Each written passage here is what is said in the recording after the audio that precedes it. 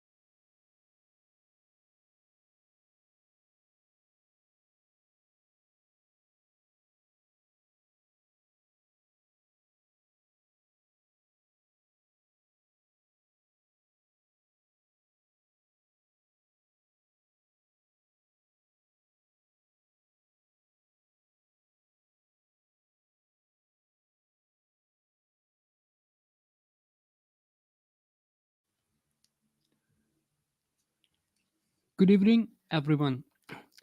Today, we gathered under the banner of not just dreaming about the future, but actively shaping it.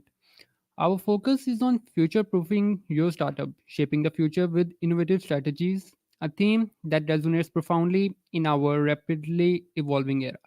I am Zed, and I'll be the host of today's event. In an era where change is the only constant, the ability to adapt and innovate is no longer a luxury but a necessity. As startups, we are not just creators but also custodians of the future. Our mission is to build businesses that survive and thrive among excuse me survive and thrive amidst uncertainties and technological advancements. Innovation, the heart of every startup, is not just about new ideas, it's about creating value, solving real world problems, and making a lasting impact. It's about seeing beyond the horizon and daring to venture where others haven't. Every groundbreaking app, every disruptive service, every leap in technology once started as a mere idea, a dream in mind of a visionary. But let's not forget that innovation without a strategy is like a ship without a rudder. Having a roadmap, a vision that guides your journey through uncharted territories is crucial. Future proofing isn't just about anticipating changes, it's about being prepared, adaptable, and resilient. It's about building a culture that embraces change, encourages experimentation, and learns from failures. As we embark on this journey today, let's exchange ideas, forego partnerships, and inspire each other to think differently. Let's challenge the status quo and redefine what's possible. Together, we have the power to shape not just the future of our startups, but also our world's future. Thank you. And I look forward to an insightful and inspiring session with all of you. Uh, Let me introduce you a bit about our first speaker. Um, our first speaker is Roma Rafiq. Roma, a senior lecturer at Cyprus Science University and a PhD candidate in English language teaching, brings over a decade of rich experience in education. Known for her innovative approach to integrating technology in language teaching, she is a true inspiration for fostering dynamic learning environments. Today, she will be sharing her insights on a topic that resonates deeply in our digital driven era: digital dialogue, an epic approach to tech communications. This session promises to be a deep dive into the transformative power of technology in communication, especially in the realm of education. Please join me in giving a warm welcome to Ruma Rafiq. Let's ready ourselves to be enlightened and inspired by her visionary integration of technology in education and her profound understanding of digital communication. Rumor.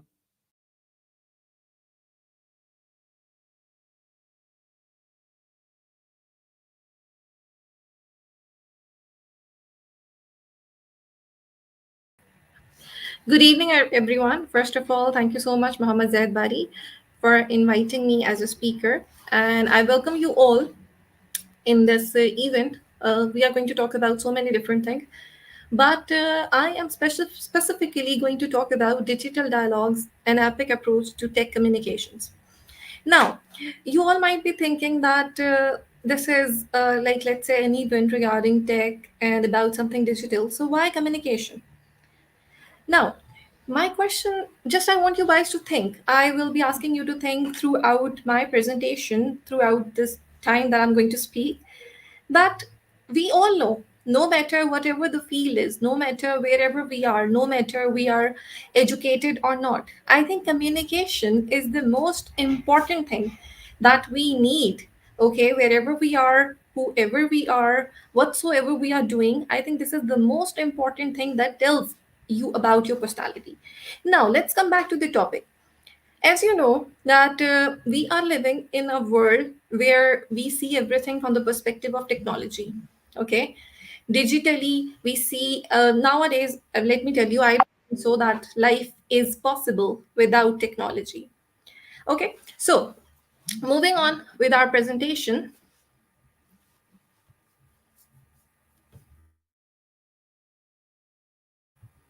Okay, let's see. Yes, as you all can see the screen, and we can see. Okay, so we are basically going to talk about how can we inculcate the epic approach in our communication to move ahead with the technology, to go along with the technology, because it's not only the technology that is advancing. Our communication, our way of talking, our way of conversation, it should also go ahead with technology.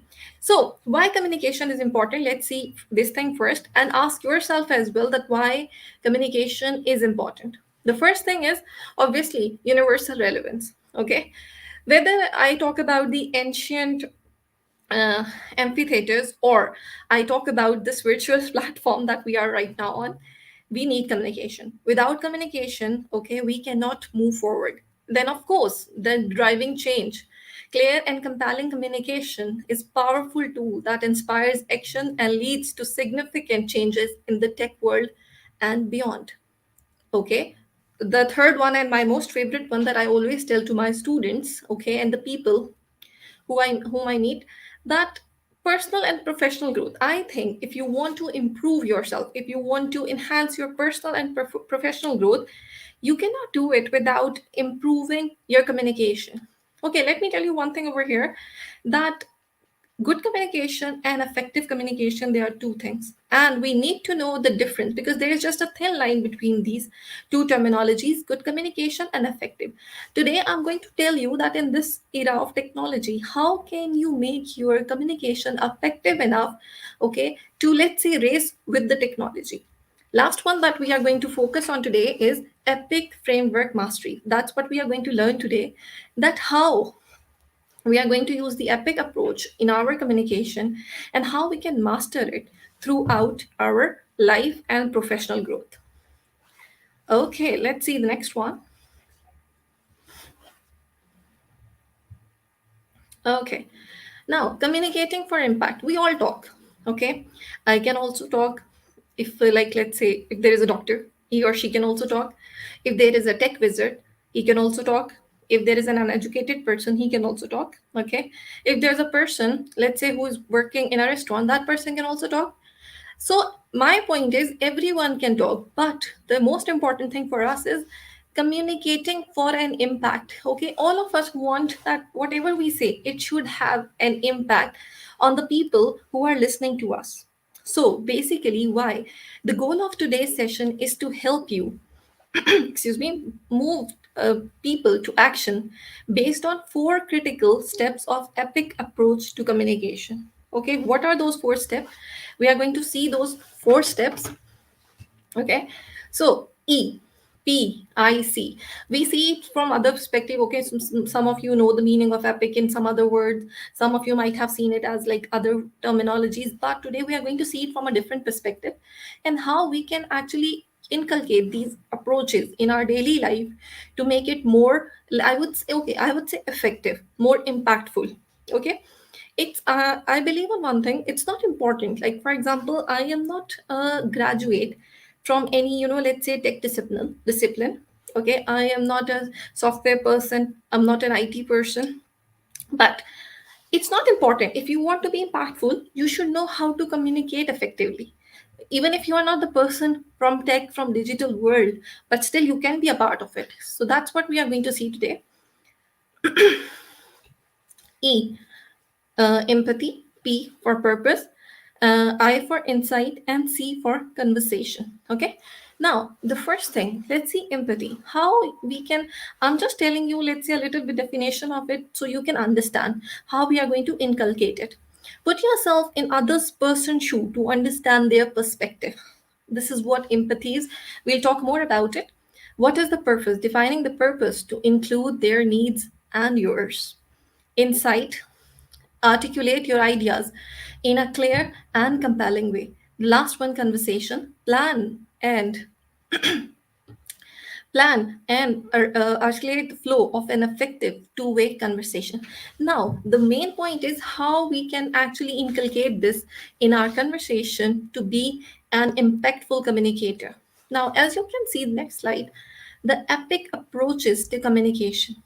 Now, how you can actually be and use this epic approach. This is very important. You should all not only listen to it but try to implement it in your daily life. As I'm telling you, it's not about only digital world, it's about you be a part of digital world. Because okay, for example, I'm a teacher. Okay, every day I am using technology, every day I am using digital gadgets to make myself better, to teach my students, to improve myself. So actually it's being a part of it. It's not like do you know about it or not, it's being a part of it through your communication. So to deliver change that matters to your audience, okay, bringing the best ideas and insights is not enough. As I already told you, you have to do something different. Communication can be done by everyone, but the most important thing is that how can you make a difference through your communication. You must communicate those ideas in a way that inspires people to act and to implement meaningful changes. Moving people to action isn't easy. Now, you cannot force anyone, okay? Okay, for example, I say you have to do it, you will not do it until unless you see some results out of it. Until and unless I make my communication or conversation the most impactful or the most effective communication. Now, what is epic? I know some of you might be thinking, "Now, how can we inculcate it or how can we do it?" But let me tell you, epic is a holistic approach to communication that applies. Now, I'm going to tell you three main words that you have to focus to a wide range of interaction, teams, situations, and your everyday life. It will help you forge deeper connections, align on a common purpose, and inspire action for significant change. Now, it will help you to build your deeper connection. Okay, you will have one common purpose and it will give you inspiring actions. Now, before I move on, let's see epic self interrogation. Now, this is a slide, okay, and after this slide, I will request you guys to take the screenshots of the next four slides. Please take the screenshots of the next four slides because I want you to ask these questions from yourself, okay, during the presentation and exactly after the presentation, because I want you that how your perspective has changed. I want you to see that thing. I want you to observe that thing, that after the presentation, did your perspective change about epic? Can you apply that thing in your daily life? Okay, so please, I'm again repeating it, that the next four slides, okay, please take the screenshot of the next four slides. Let's move on. The first one, empathy. I want you guys to please take a screenshot and then I'm going to read the questions for you. Now, I want you to answer these questions for yourself. If you can just share your responses, that will be great. Okay, if you can type and you can just, you can just send your messages in the chat box. Okay, The first one, how does the other person feel about the topic? Now, let's say you are talking about something or you have a topic to talk about. You do you think how does the other person feel about that topic or what's on their mind?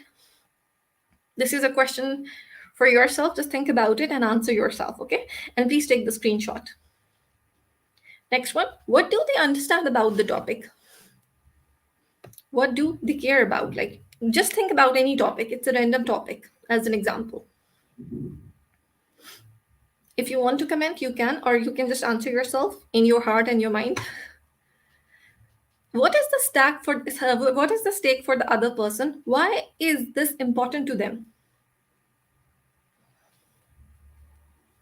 How does that impact what's possible in this interaction? I want you to think about the answers of these questions right now, and of course, don't forget to take the screenshot. Let's move on to the next one. Purpose, the most important thing, I guess, in everyone's lives. Yes, I will share this PPT later, but right now I just want you guys to focus on it, okay? Okay, next one we have is purpose. We are moving alphabetically. EP, P is for purpose. What does the other person want to get out of the interaction? Let's say you are interacting about the topic. Now just think, okay? Right now you're not thinking about yourself. Remember, you are thinking about the other person whom you are talking or you are interacting. What do you want to get out of this interaction? What do you think? What should be the crux? What should be the outcome? What should be the result? Okay, last question. What is the overall purpose of your work together, and how does this interaction help move you towards the greatest goal? Please don't forget to take the screenshot. Okay, next one. Insight. Yes, let's talk about the insight. Okay, what insights are most relevant to helping you succeed in this purpose? Don't worry, I'm going to explain you all these. I just right now want you to focus on the questions that I'm sharing with you guys. What storyline will help you focus attention on these insights? What types of materials or interaction will help you share those insights more clearly? Now, if you notice, these insights are about you. The how you can inculcate, or what do you think about other things? What should be your, let's say, strategy? Moving on to the next bit. Excuse me. Okay, conversation. My most important, not important, I would say my favorite one, conversation. I love to talk and I love to communicate. Okay, how will you use questions and statement to spark the discussion? That is the most important thing that I think is the choice of words. Okay, how do you want the conversation to start and end? Okay, last one. When will you use the supporting materials and why? Okay, last time I'm requesting you guys to please do not forget to take the screenshot of all these four. Okay, let's move on to the next one. Let's talk about what is basically epic and how can we inculcate epic in our conversation, our communication. Now, we have started from empathy, as you all know. Now, might have different perspectives about empathy. Okay, you might have different, let's say, opinion or definitions about empathy. But let's see to empathy to work from another perspective today. That how we can use it in our communication to make them more impactful. That it should make a difference. All effective communication, they begin with empathy. We might not have noticed this thing before, but let me tell you something, that all the impactful communication or conversation or interaction, they all start with empathy. At a high level, empathy is the ability to understand or at least ask. Now, this presentation is full of so many questions. Why? Because empathy is all about not thinking about only about yourself. It's more like to think about others. Okay, as I told you in the start, putting yourself in the shoes of others, just to know what do they think about it, just to see their perspective, just to feel what they think about the thing or the topic that you are talking about. So basically, what the other person might be thinking or feeling about this topic. Okay, let me give you a very quick example. Let's say I make a request to my parents that I don't want to study, let's say, medicine, but I want to change my field. Now, do not just think about yourself. Okay, let me tell you one more thing before I move on. That, as I told you, this presentation is not only for tech people, it is from all the people.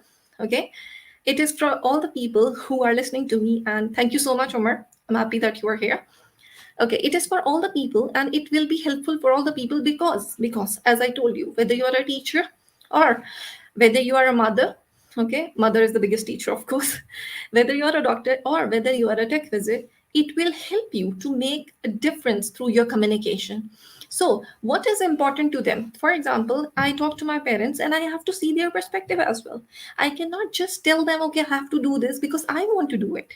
In the same way, if you're working in a company, okay, as a leader, you have to see the perspective of your team as well. You cannot just tell them you have to do it just because you want to do it. Okay, last, how might their feelings about the topic influence what's possible in the meeting or interaction? Let's say I tell them, okay, no, we have to finish this work today. What if someone doesn't want to? What if someone has something important to do? What if someone has something, let's say he or she has other plans? So basically, when you are trying to tell someone something, okay, whether you are trying to tell something to your teacher, whether you are trying to tell something to your teammates, whether you are trying to tell something to your colleagues, whether you are trying to tell something to your friends, just make sure that you think about them as well. You think about their perspective as well. Okay, do not just make your point, because sometimes it happens that we make a point. Okay, we just start conversation with this thing in our mind. No, we just want whatever we have thought, it should be done. No, it doesn't happen like this.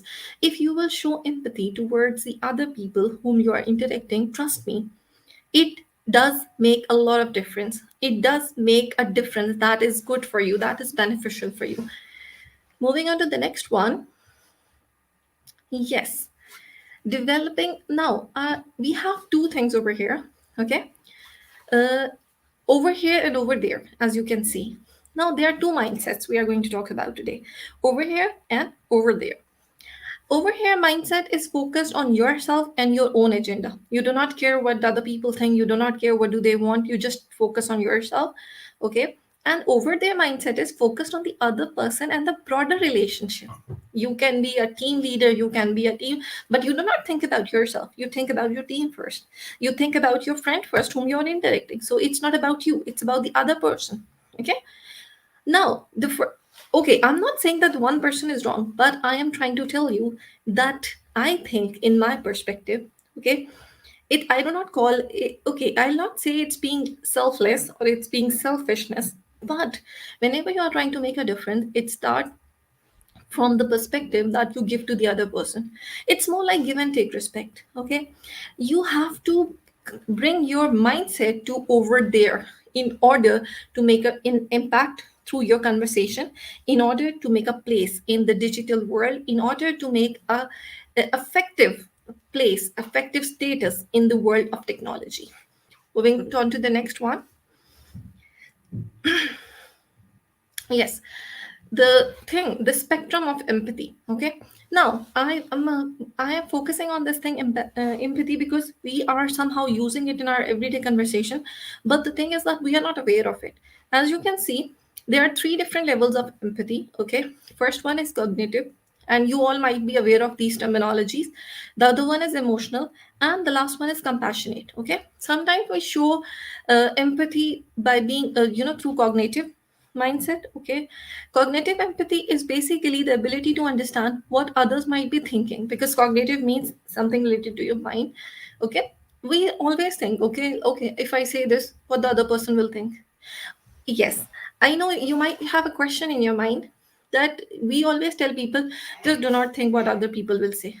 But in this case, you are interacting with the other person. The decision, the result, that the output that will be there, it has an effect not only on you, but the other person as well. So we should show cognitive empathy in terms of bringing success to both. It should be a win-win situation. It should not be only your benefit.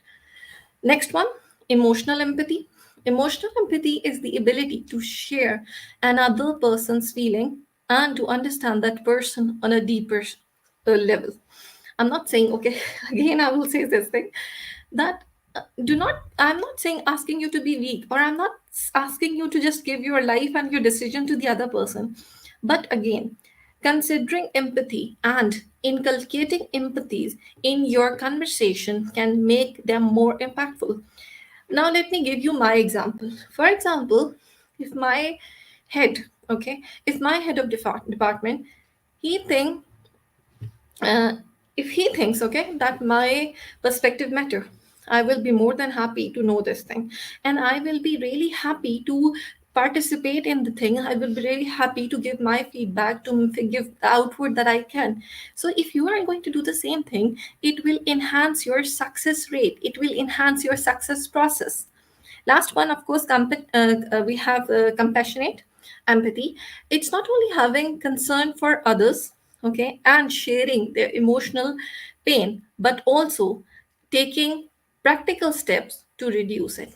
Now, compassionate means that you are, for example, you know the problem of the other person, okay? You are trying to sort them out. You are trying to solve the problem, okay? Do not make it a challenge. Do not make it an issue.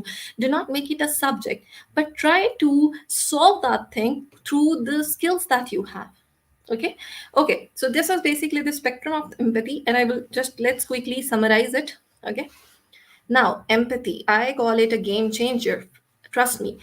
If you are going to inculcate empathy in your conversation, in your daily conversation, trust me, it will become a game changer. People would love to communicate with you. People would love to take suggestions from you. They would love to discuss things with you. So, what we saw in empathy is all over here. Empathy is the ability to recognize emotion in others, the most important thing. And over their mindset allows you to focus on the other person. Well, I am a person who has this over their mindset. I cannot do anything without thinking about the other person. For example, if that is going to affect the other person, I would seriously think before. And this makes an impact. Okay. Alhamdulillah, I am successful, I think, at my workplace because I do give importance to the other person. Building a connection with your audience, especially during a stressful time, it is very important because at your workplace, whether you are a team member or you are a team leader, it might happen that sometimes you have a stressful time. Okay, although you have anticipate how someone might be feeling and whether they are thinking, it's simply act of action. It simply depends on your actions, what you are doing and what you are trying to show to the other person. Okay, moving on to the purpose. This is the P of epic. Now, at first, defining our communication purpose seems like an easy task. If I ask you, okay, what is a purpose, it will be really easy for you guys to tell me, okay, purpose mean this, purpose mean. But the most important thing is that it can be tricky to find the balance between your needs and those of your audience. As I just told you, that it's not easy to communicate and to make everyone happy at the same time. Okay, your happiness can be a problem for the other people as well. So you have to find that, I would say, line, okay, which should not be crossed. So it is basically finding a balance between your needs and those of your audience. With each interaction, it is important to define the purpose to include your needs and theirs. It should actually make a win-win situation. Now, for example, if you want to find the purpose of your communication, if you want to find what exactly you need to do, what does the other person want to get out of the interaction, okay, what is the criteria, what is the goal, what do you want to get out of this interaction? This is about you now. Okay, what is the overall purpose of you work together? Okay, you are working with the other person. Now, why are you guys working together, and how does this interaction help move you towards your greater goal? Remember one thing, if you're working, like two people are working together, I think it's better and it's more quicker, okay, to reach and to achieve your goal. So it's like you ask yourself these questions, and you know what is like the purpose and what is the role of the other person in your communication. Now, there is a holistic approach, and we call it heads, hearts and hand. Okay, I really like the name of it, and let's see what is it. Head, heart, and hands is a great simple framework. You can actually apply it in your daily life, in your daily conversation, in your daily communication with the other people, even if you are a student or you are a professional. Great simple framework to help you think more deeply about what you want to achieve in a meeting for professional or in a presentation. Excuse me. It basically splits your objective into three main categories. Head. Now let's talk about it one by one. Head is what you want people to think or know as a result of your communication. That you should actually, what you want them to think, like for example, if I'm talking, okay, what is my purpose, okay, the people should know before it. Like for example, we, before starting the presentation, I tell my title, okay, my topic, and my topic means that I want you guys to know what I'm going to talk about. For example, if I start my presentation or a meeting without an agenda, it would be really difficult for the other person to understand what I'm going to talk about. So before communicating, you should have a point.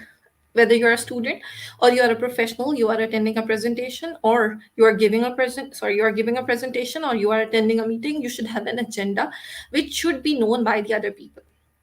Next one, excuse me. And is what you want them to do as a result. And I think most important, this is the most important thing, that what do you want the other people to do? For example, if it's a presentation, I want the other people to listen to me, to understand what I'm trying to say, to actually inculcate those things in their daily life. And if it's a meeting, of course, I want something practical. I want them to listen to me and implement those steps in their daily life. Last one, heart. Heart is how you want them to feel as a result. Of course, heart has everything to do with the feeling. Okay, so what they want to feel about it. Okay, my, for example, maybe my presentation can be very interesting for some people, but it can be very boring for some. Okay, I do not mind that thing, because everyone has their own perspective. So it's equally respectful for me whether you take it as an interesting presentation, or you might take it as a boring one. But trust me, if you implement these steps, or these, let's say, approaches in your daily life, it will be really great for you people to have a very great impact. Moving on to the next one, uh, impact of purpose.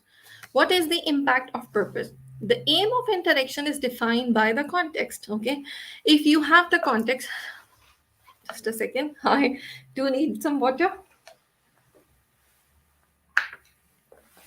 Okay, sorry.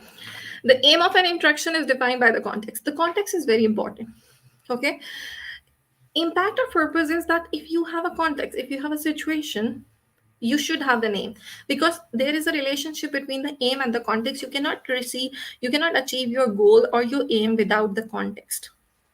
Next one, with each interaction, it is important to define the purpose to include your needs and your audience. Okay, you have to move on step by step. It's important to define the purpose. If you do not have a purpose, let's say for example, a student of mine, he or she comes to me and asks, teacher, can I go home early?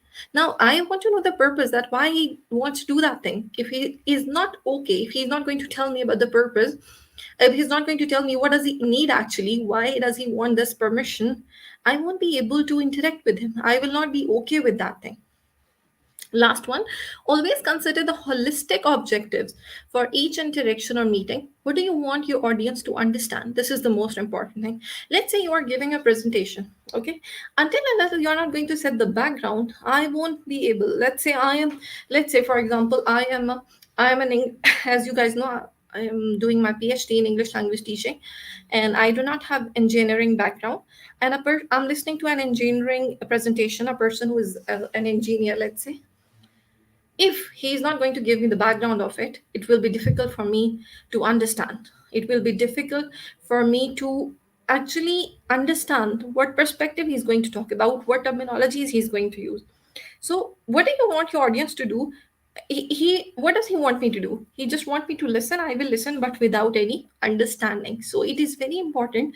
And the purpose has an impact. If you have a purpose, okay, in your communication, in your meeting, in your agenda, it will be really good for the other person to understand it properly. Let's move on to the next one. Okay, next one. I'll just quickly wind it up. Insights. Okay, this is the eye of epic. Now, insight, I call insight as the perspective of something, as the mindset of something, as what you think about that thing. Okay, let's see. Insight is often confused with data and general information. Now, let's quickly see the difference. Insight is basically not the data or the information that the other person had. It is basically, I call it the perspective. Okay, I see it from from the perspective of what other person is going to think. Now, what is data? Data obviously you all guys must know it. The data are the raw and unprocessed facts, usually in the form of numbers. This is what data is. Information is prepared data. It is data is a raw form, and I would say information is a prepared one. uh, okay, and I'll not go in the detail, you guys can see the screen. Insights are highly relevant to the audience and not obvious. It is relevant, remember this thing, and just keep this thing in mind. It is relevant to the audience, okay, but it is not obvious. Not everyone is going to show you their insights. An insight should be sharp enough to get the audience attention and earn its way in a shared fact base that the conversation will draw from. Okay, it should be very catchy insight. It should attract the audience attention. Okay, whatever you're going to do, whether you're in a meeting, I'm again and again giving you the example of presentation and meeting because I think the listeners are students and professionals, so it doesn't matter whether you are a student or a professional. It is very important that your insight should be catchy enough to understand, to be understood by the other person, or to attract the attention of the other person. Moving on to the next one. Now here you can see but yes, moving on to, let's say, the next one. Yes. Okay, here you can see a pyramid. Now, you, all these approaches, all whatever I've talked about, you can easily, okay, you cannot, let's say, implement all of them, but you can implement, let's say, one or two of them, and then you just keep on implementing them. Don't spend the time. Now, for example, let's say I'm the team member. I'll start from the example. I'm a team member and I've done some mistake.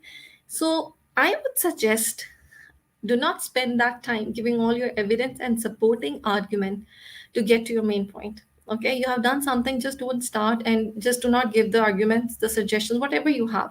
No, there should be something that should be more like steps. Okay, I'm going to tell you, because remember one thing. Okay, for all of people, even if you are a student or you are a professional, there is a pyramid that you can see on the screen, and there is a principle that we need to follow.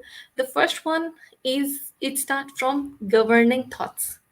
Okay, you all have governing. First of all, share your governing thoughts with the person, whether it's your teacher, whether it's your team member, whether it's your, let's say, leader, your boss, anyone. You shouldn't just give all the details at once. Okay, I'm so sorry, I did it because of this thing, because of that. No. Okay, just that you should follow. The second should be, the second step is line statements. Okay, line statement means like, what was your perspective, why did you do this? Okay, these are basically step by step explanation, but in a proper way. Because if you are going to just say sorry and just, okay, I'm not going to do it next time, it is not going to be effective. Last one, foundational facts. That's more important, and that will actually enhance the credibility of your conversation, of your communication in front of the other person. Moving on to the next one, impactful insights. Okay, what are it? Insights are generated by analyzing informations and drawing conclusion, as we saw it. Okay, in a business context, your ability to move an audience to action largely depends on your ability to structure a logical argument. If I cannot give a logical argument, I should not expect from my audience to come up with some in let's say, impactful ideas. It's not enough to have the facts. You need to form them into a coherent message. Okay, for example, you say, I have the evidence. No, it doesn't matter. Your evidence should be in a proper way, that it should communicate proper message. The pyramid principle is an approach to developing structure. All right, arguments begins by grouping like facts and insights, which form foundation of your pyramid. Okay, as I just told you, do not just give all the excuses at once. Just go step by step. Last one, conversation.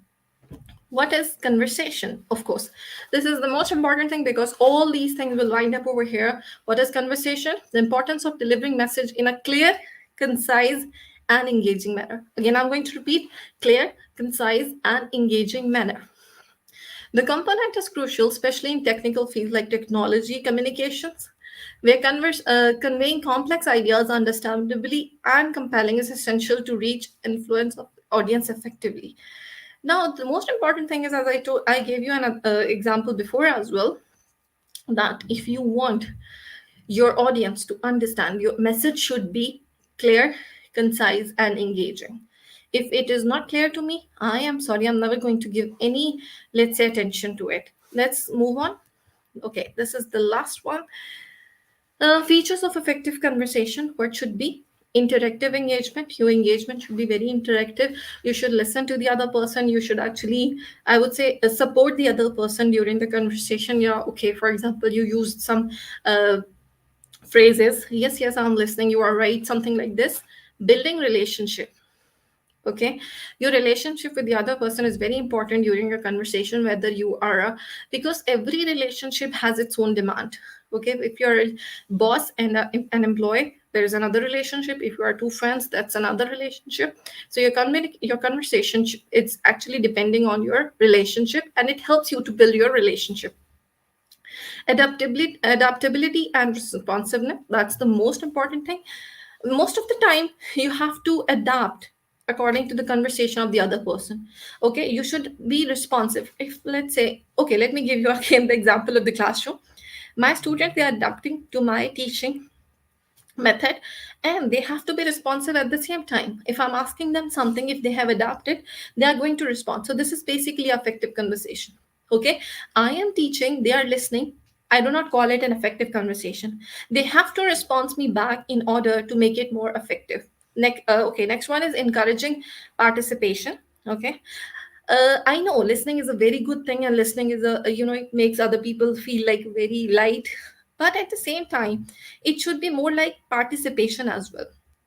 Okay, if I'm listening to someone, okay, I'll participate in that confer. I should encourage the other person in participation. Okay, for example, I'm talking to someone, I want the other person as well to communicate with me. I should encourage the participation of the other person in conversation.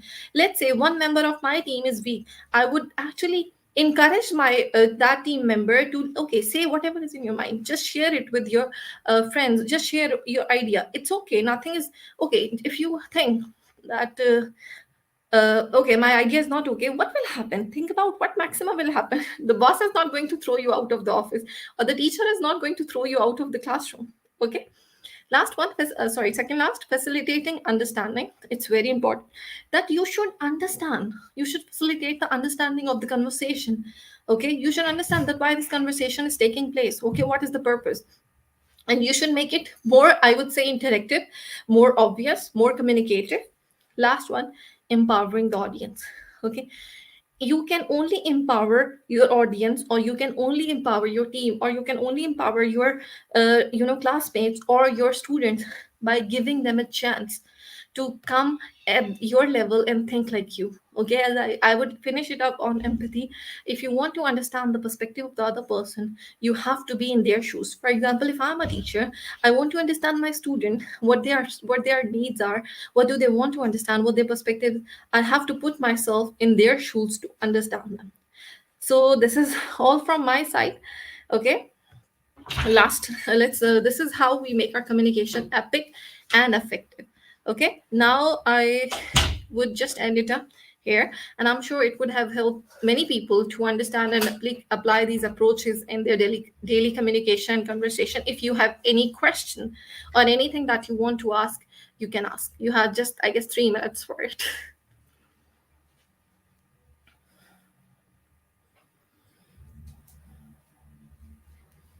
If you're not going to ask, I will think that I was good enough. Okay, thank you so much.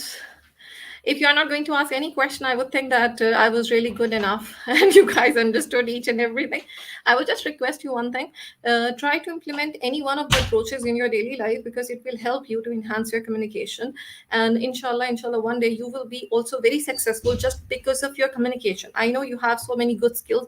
Some of you might have like different skills from the others, but apart from all these things, I personally think that communication is the most important thing, the most important skill that should be used by all the people around. Okay, I guess you do not have any question, so I will take it as a compliment that I gave a very good presentation.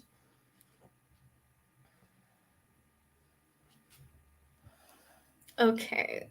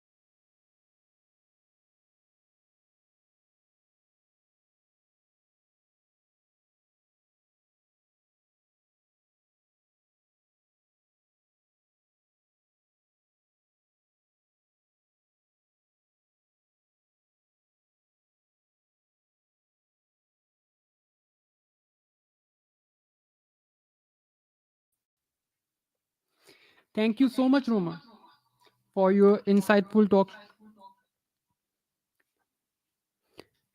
It's a great honor for me to introduce Dr. Adnan Mahmood Usmani, an esteemed figure in entrepreneurship and diabetology fellowship program, supervisor at King Saud University. Not only has he made significant academic contributions with about 32 research articles and over 16 edited books, but Dr. Adnan has also demonstrated exceptional entrepreneurial skills. He founded Sophia Fields Limited and discovered STM Publishing Limited, which now operates in over 20 countries. His work has earned him accolades such as the first prize in medical journalism from the WHO and a business award from SME News. Today, Dr. Adnan is here to impart his wisdom on tech entrepreneurship, offering practical strategies to help aspiring entrepreneurs succeed in this dynamic field.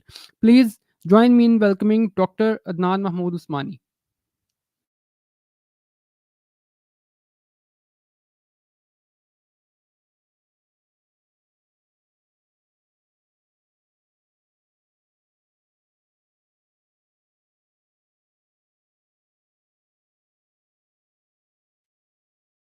Good evening, everyone.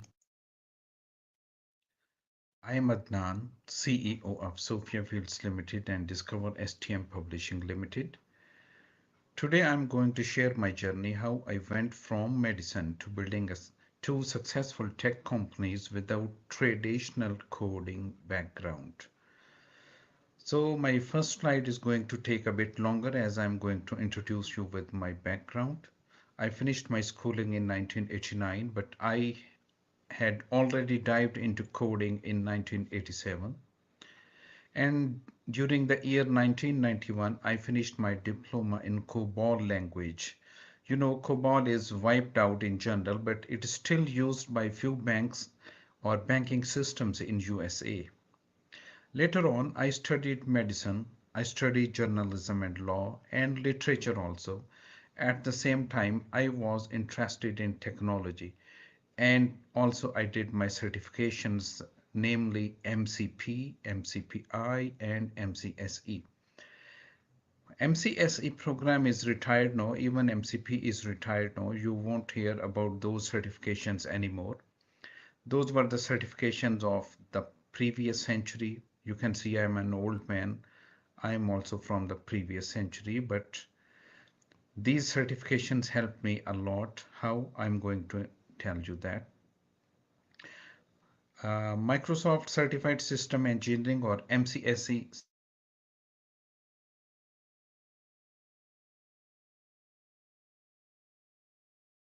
I have a bill I have a certificate signed by Bill Gates during the last century. And you know, that time internet was evolving, and one of the major issues during those days was how various devices would communicate with each other, especially different models of computers, mice, printers in the same office. Or simply you can say how networking is going to work. So during the last century, I had worked on that problem, and TCP and IP protocols were developed, and I had specialization on those protocols that time. But did lit and then I went to Singapore and tried to secure some job related to my skills in IT, but I could not find. Then I moved to Saudi Arabia. I was a bit disheartened, and I dived into medicine. I joined the health sector in Saudi Arabia, and later on I studied clinical quality management from Canada, and I got involved in College of Medicine, King Saud University, Riyadh. And based upon my interest and research, I became a supervisor of diabetology fellowship program. You know, when the doctors graduate, they have to choose at least one specialty program. So the graduate doctors who choose diabetes as their specialization, I supervise their medical research. So this is where my interest restarted into tech. As a part of my job, I had to see various biomedical equipment, also do medical research and get it published. Online publishing systems were in vogue already since the year 2000, and I had a chance to use them as an author to submit my articles. and to use them as a reviewer to provide my comments on the submitted research articles. And at the same time, I had a chance to use those publishing systems as an editor to publish them online. So now you know about my background, the evolution that my skills are obsolete during this century. But you can see I had some basic idea about the tech. So I started pointing out the gaps in the existing systems. Most of the medical journals have big budgets, but smaller medical societies and institutions could not afford online publishing. The reason was that it was very expensive. Technology those days were very expensive. Clunky software made updates a nightmare, really. So I was living that pain point as a researcher. This tech outsider vision helped me see what established companies were overlooking. So my tech journey hit a wall. I tried to pick up where I left off in the 90s, but those skills were outdated. I felt like it all seemed to me like a foreign language. The language I had learned, the coding I had learned were no more in use, but my mind still saw process like a programmer. I could map inefficiencies, or you can say deficiencies also, even if I lacked the coding ability to fix them. So I thought of setting up a technology company so that we could address the issues that I had pointed out. I had found what was the gap. So I was not a programmer, but I knew how the systems should work for the users. So my job was finding the coders who could execute my vision. We started lean and focused. This wasn't about the fancy degrees that my team had, but it was crafting something that truly solved our users' pain point. As I told you, technology was very expensive. Someone needed a big budget to publish any to run a publishing system online. So we continue our journey. Actually, at this point, my non-tech strengths were those that paid off. Translating between clients and coders, that was my superpower. As I mentioned in my background, that I also studied literature and law, so I had good communication skills. I could translate the words of people or the system users into technology words, and I could be the bridge between the clients and my tech team, something many tech companies actually lack. And yes, there were early failures and setbacks. We lost money, we lost time. I thought of quitting all this, but instead we pivoted, we returned, we adapted that tenacity, and ultimately it paid off. So my medical training instilled rigor. Every update had to be tested, validated, not just thrown out there.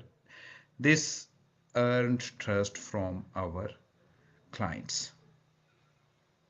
So you can see here once again that it were actually my non-tech skills that paid me off. Communication skill, translation of the user translation of the what the users want into the technology output. This is what is required, and we learned from our failures also. Going through the next journey, once we had made some sort of initial online publishing platform, we were looking for some clients. Luckily, I came across a delegation from Sudan Association of Pediatricians. They were looking for some pharmaceutical company actually to sponsor their medical journal publishing because it was a very expensive exercise. So I explained them that I could handle their journal at a fraction of cost.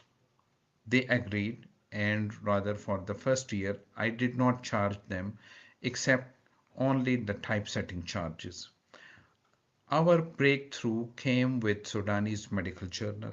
We delivered high quality online publishing at a fraction of the usual cost and did not sacrifice ease of use. This project became a showcase helping us gain trust in a niche. With the Sudanese Journal, we proved that affordable publishing did not mean sacrificing quality or user experience and how technology could help in publishing. Word of mouth spread. We did not use advertising techniques anyway that time. So this word of mouth spread among similar organizations. We built a reputation in niche, and that's how we bootstrapped our growth. Our global reach did not happen overnight. This slide is very important if you have an entrepreneur mindset and you wish to come up with a startup or you wish to start a technology company. Yes, you need some basic knowledge how technology works, but you don't need to be a coder or a developer to run a technology company. You need certain other skills.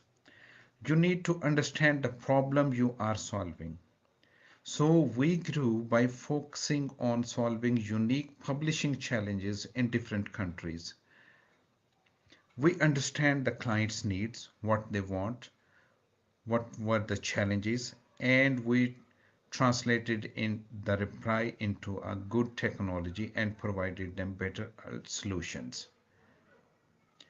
So today we serve clients around the world, and it all started with that original team and focus on filling the unmet needs. Understand the problem you are solving better than anyone else. That's worth more than any technical skill. The second point is that you must build a team with the expertise you lack and leverage the amazing learning resources available online to fill the gaps as you go. So, in our case, I had the management skills, I had the communication skills, and I hired a team. I hired a system analyst who could analyze the whole system, then design a system. I hired a coder and a front-end developer at the same time so that this all team could work together. If you can explain the problem in a way you to your grandma and understand you are halfway the great tech project. I would repeat it, it's an important point that if you can explain the problem in a way that your grandma would understand the problem, I mean the technological problem, you are halfway to a great tech project.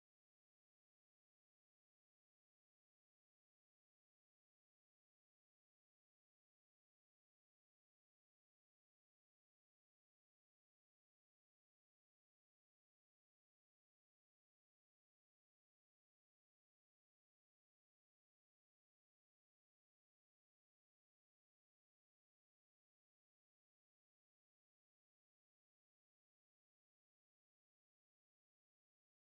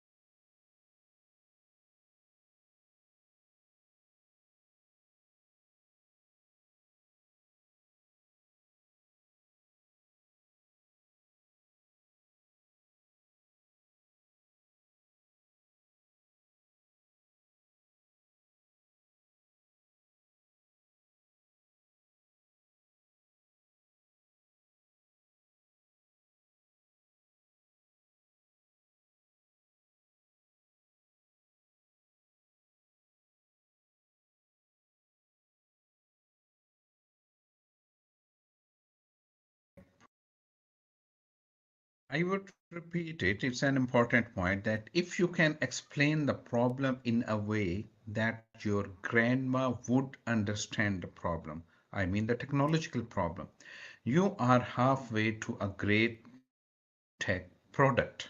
Again, the skills that you have, you don't need to hire a teammate with the similar skills. Hiring people who intimidate you with their skills, it's important. Your job is setting the direction, not doing every technical task yourself. And finally, internet is your best friend. Today you have a lot of resources available. There are forums, tutorials, freelance help to fill the gaps until you can afford a full house in-house team. But the day we had started, lot of these things were not available. There were not a lot of forums, not a lot of tutorials were available.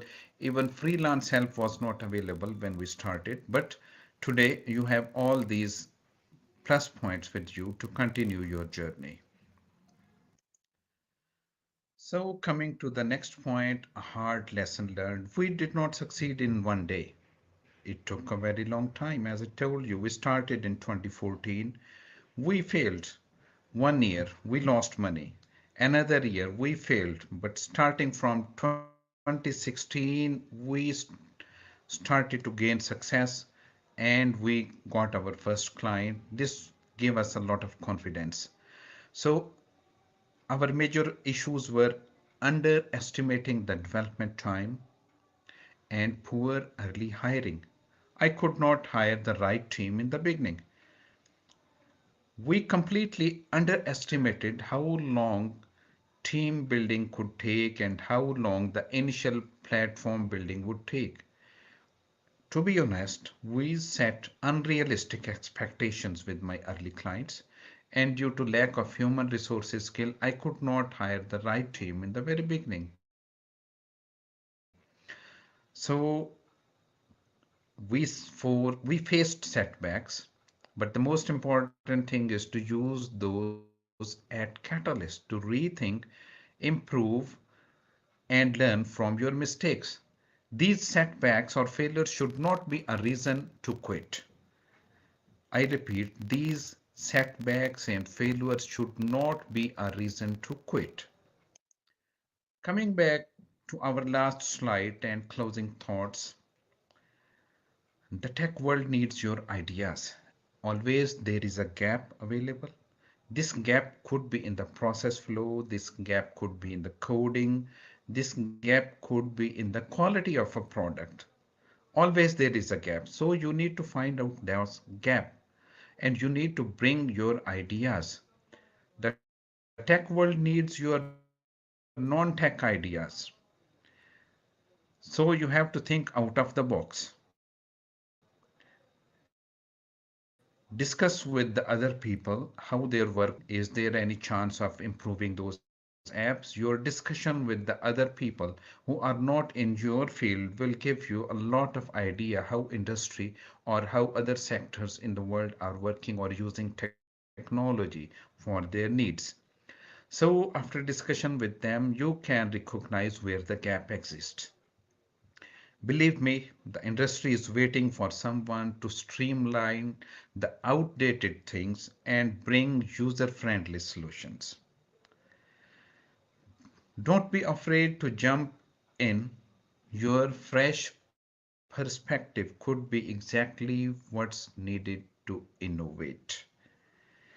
So I encourage you to think, rethink, discuss the processes and workflows with other people and come up with innovative solutions. This is something you need to be successful in the tech world. Final take home message is think out of the box. That's the end of my presentation today. I wish you all have a good time. Thank you very much. And if you have any questions, you can ask me. Bye bye.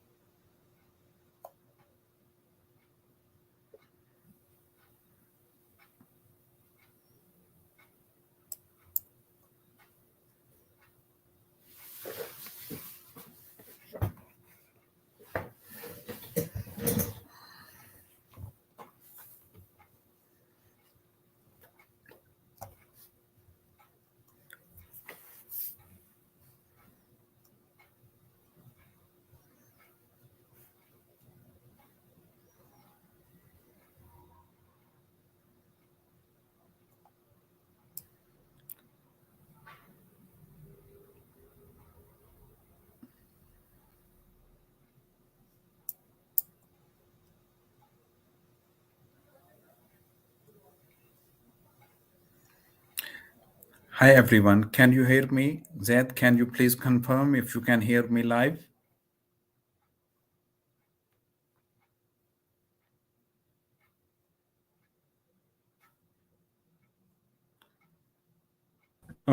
Yes, we can hear you. You Okay, can continue okay, with it. thank you very much. I can see some questions. First question is from where you start your journey had to do job in coding. Well, I started programming in BASIC, that's in 1987, but I never did any job in coding.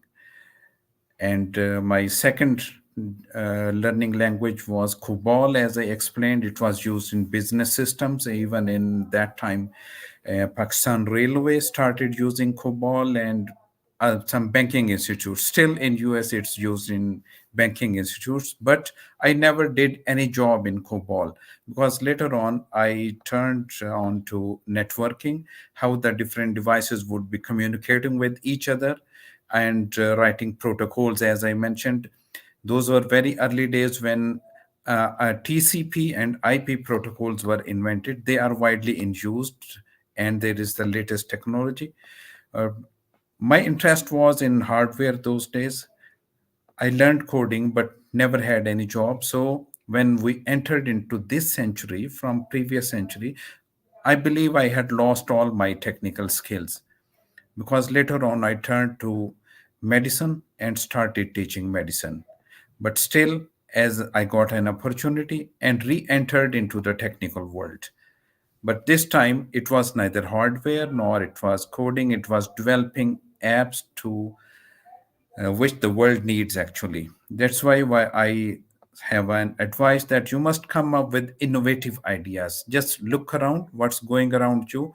How can you turn the routine processes and technologies there to help you? And I see another question is there. Do you have any plans to bring ideas to life with other entrepreneurs? Yes, we do have.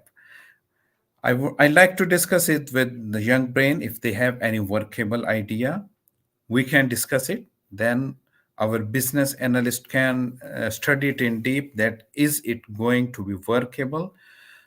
Is there a really need for this new idea in the world? Are we going to have some clients? So if we feel it's feasible, yes, we are going to work with new startups. Any other questions, please?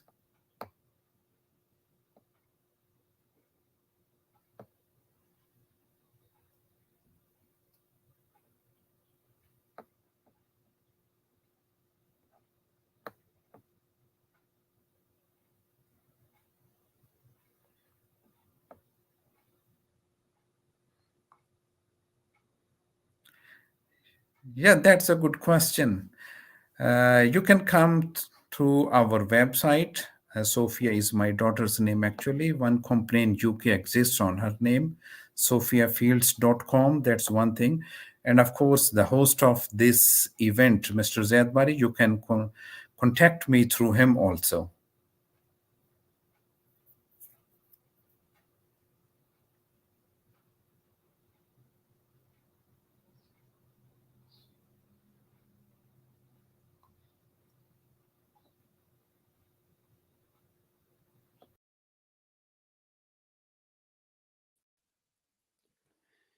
All right. Thank you. Thank you so much, Dr. Adnan, for uh, being here today and for this really insightful and informative presentation today.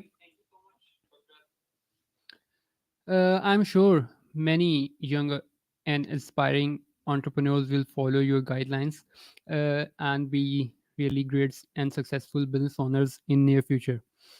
All right, so now I'm going to introduce to our third speaker, Benjamin.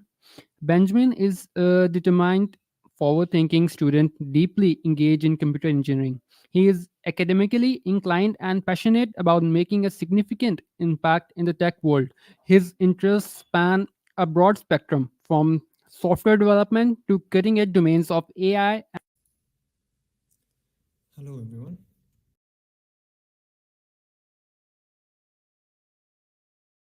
Benjamin Ontoy.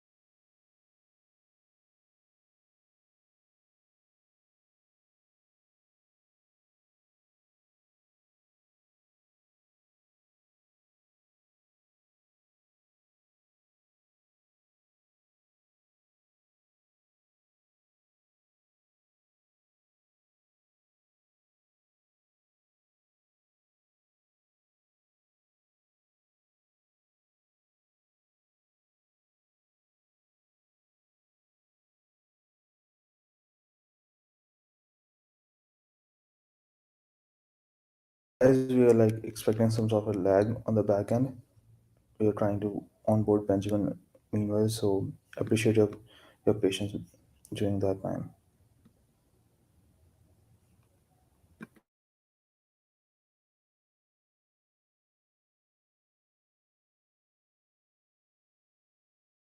Dear everyone, and my name is Benjamin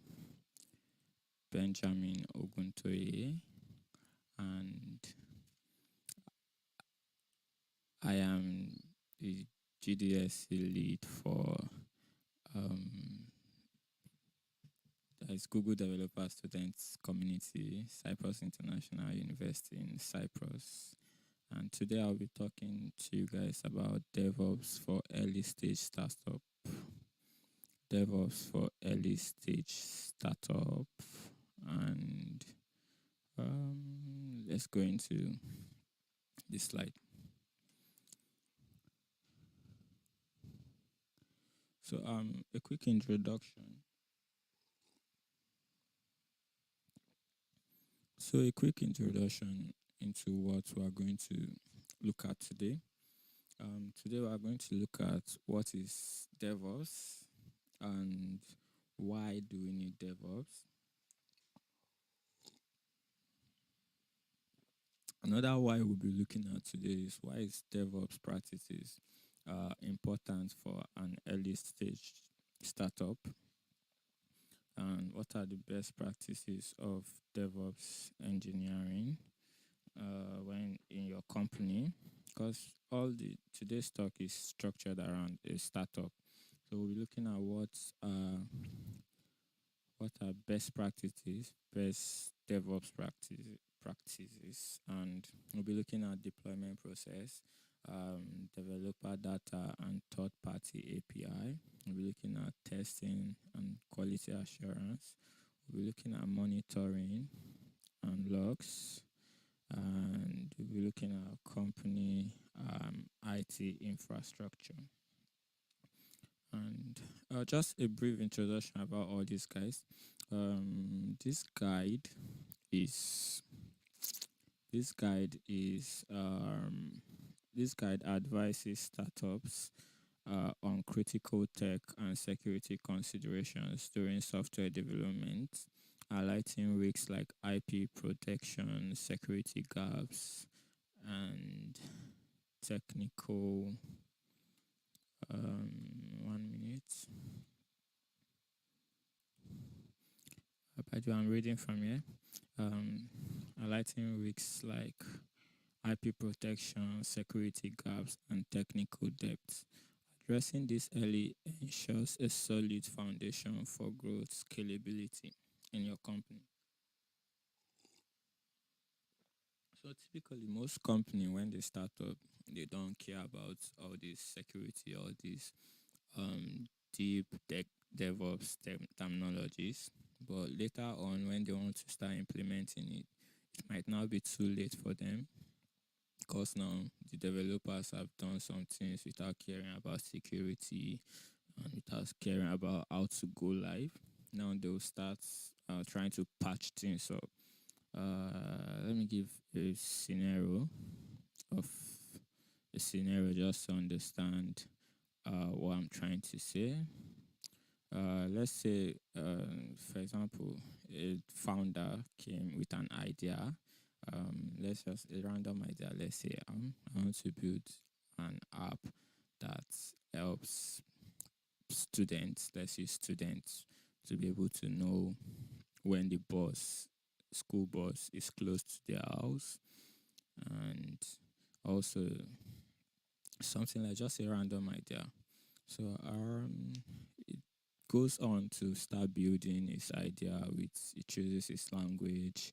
Let's say he wants to use Flutter, or he wants to use native development for mobile app, and he selects, okay, where would I deploy my backend and all that.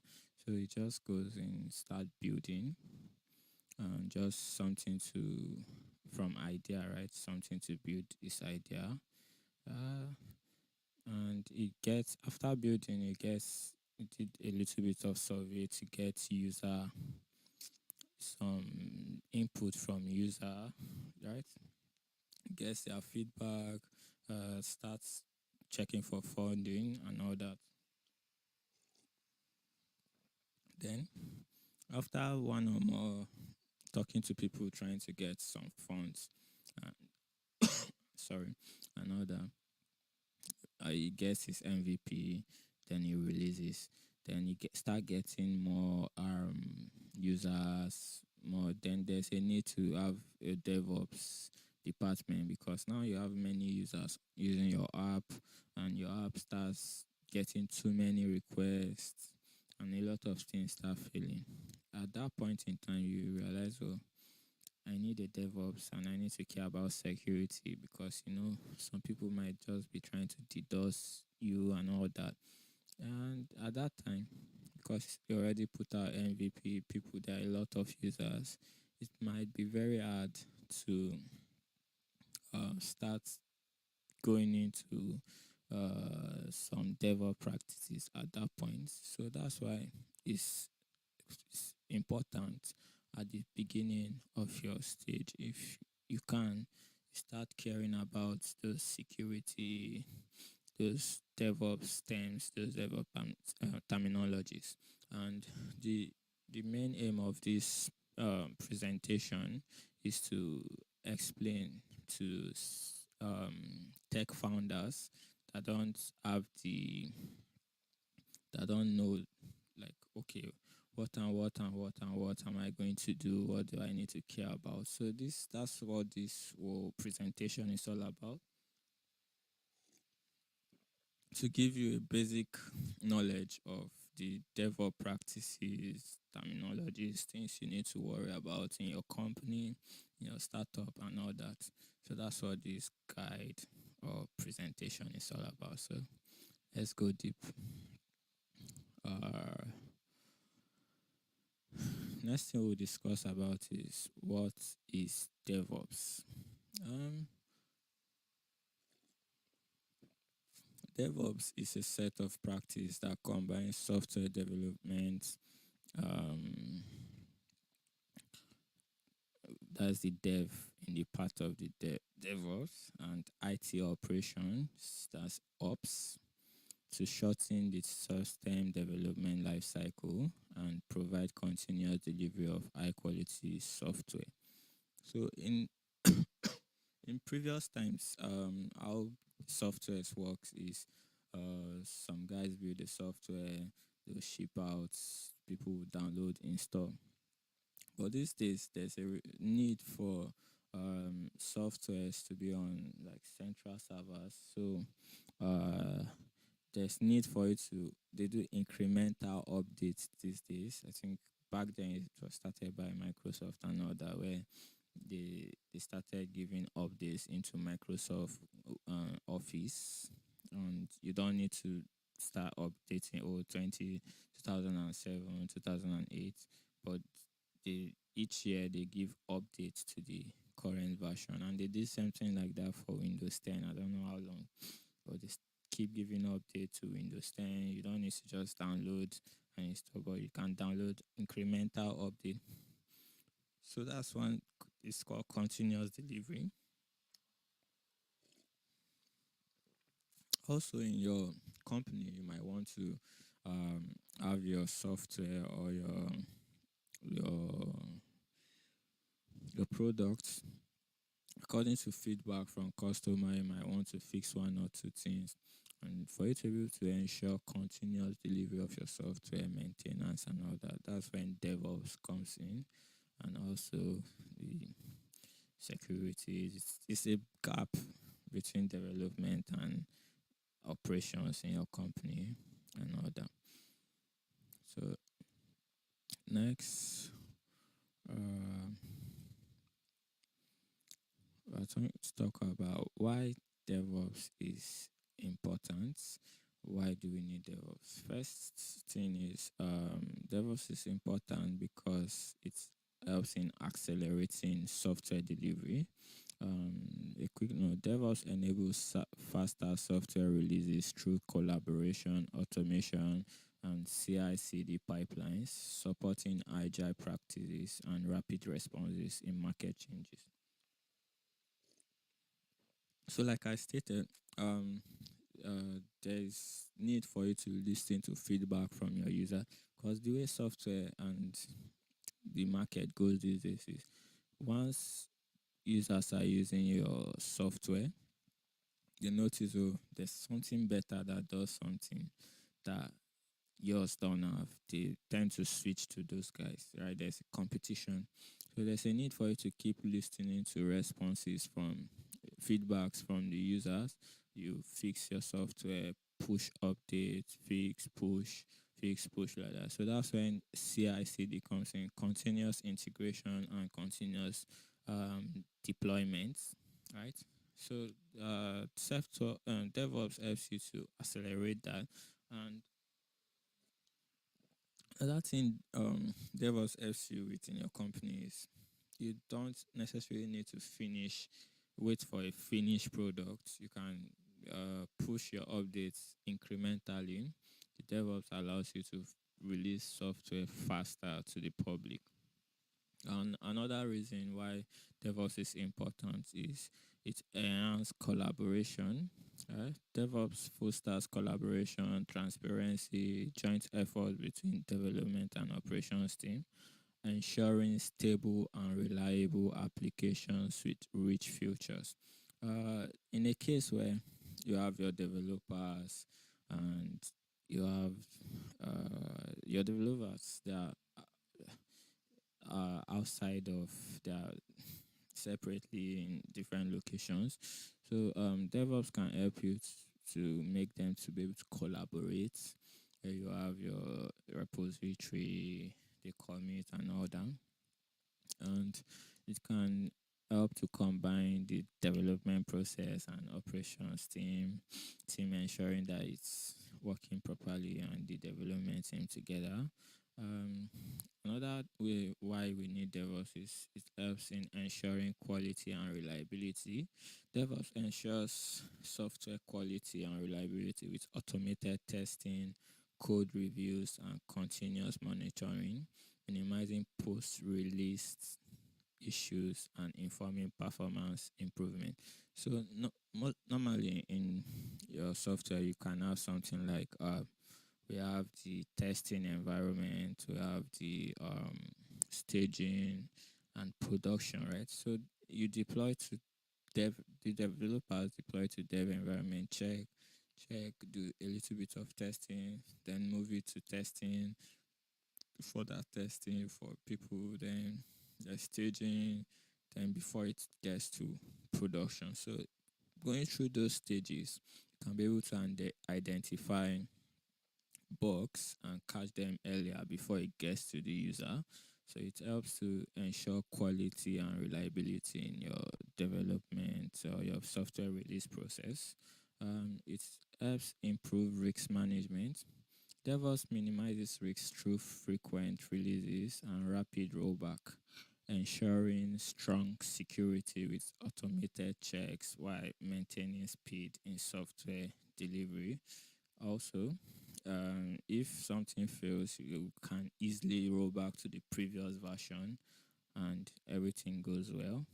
And very recently, I had there's this Vercel. For those who know Vercel, they help you host your project.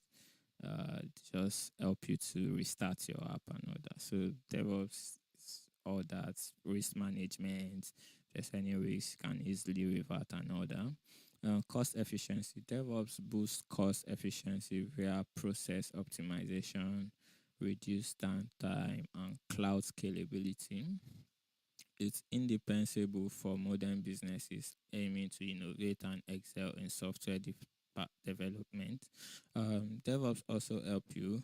For instance, a scenario where you did not project at first that your app would a lot of people access. You can start deployment from a small server, then you start scaling up to bigger services, start scaling up to accommodate more. As your users grow, as your user base grow, or your customers grow, you can scale up. Yeah, so it helps you to efficiently manage your costs. So you are not starting big, you're starting with a small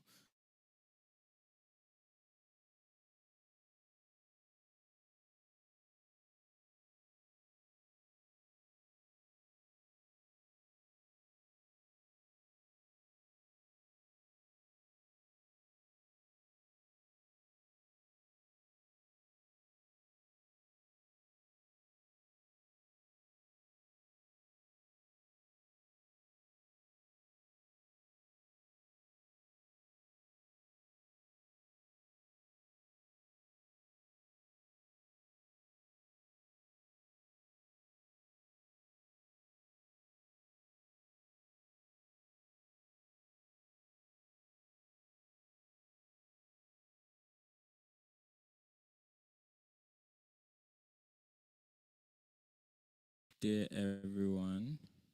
And my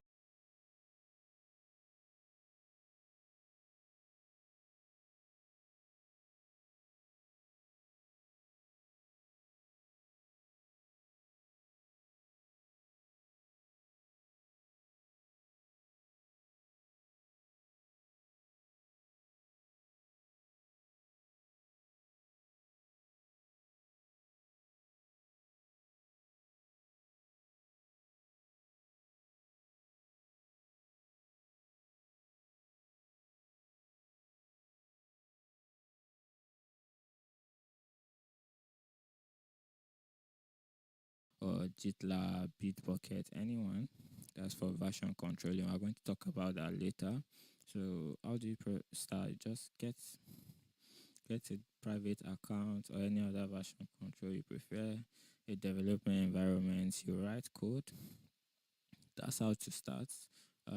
As getting going is important, but don't forget to follow some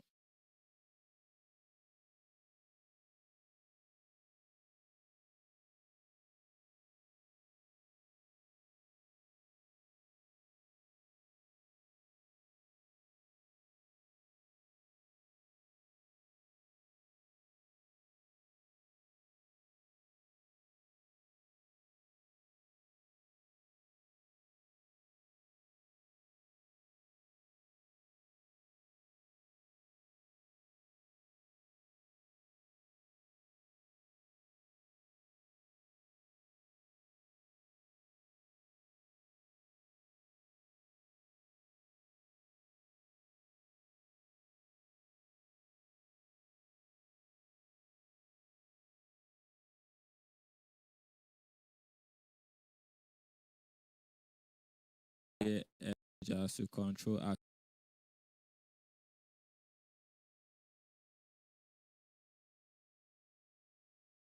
yeah, like I said, in coming talks, we're going to talk about some best practices to get you started. So as soon as you start development process, you start writing your code, your idea is coming to life.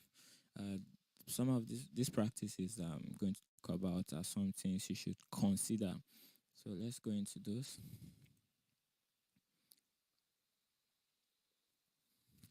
Hmm.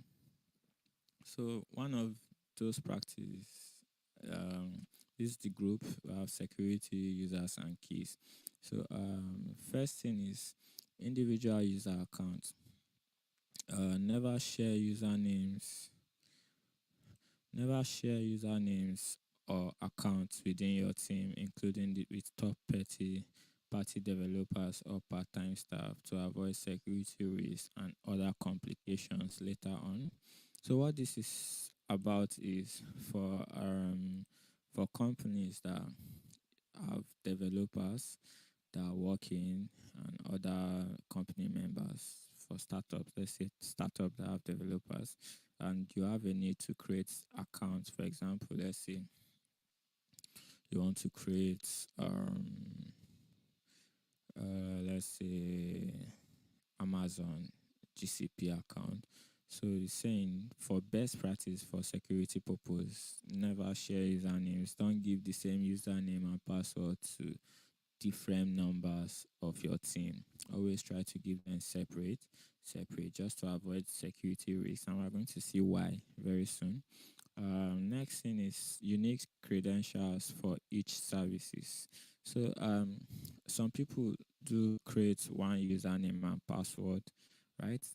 For example, one email and one password, and they'll use it for all their services. If you want to do payments, you use same details for your payments gateway service. If you want to use for Google accounts, you use same details, and many more. And that can bring about complications. For example, if that credential is being exposed, right? That means someone can easily hack into all of your services accounts. And in order to avoid that, it is advisable to have unique credential for each of those services. Let's just read through. Create separate usernames and random password or keys for every service system and tool you use. Store these credentials in a password manager like one password for easier management, especially when team members change. Yeah, this is one of the reasons also. For example, you have this developer now. Later on, you are going to have others, and it's essential for it to have unique credentials because when someone leaves, you can easily just change it. And so to avoid someone that is no longer on the team to have access to those services.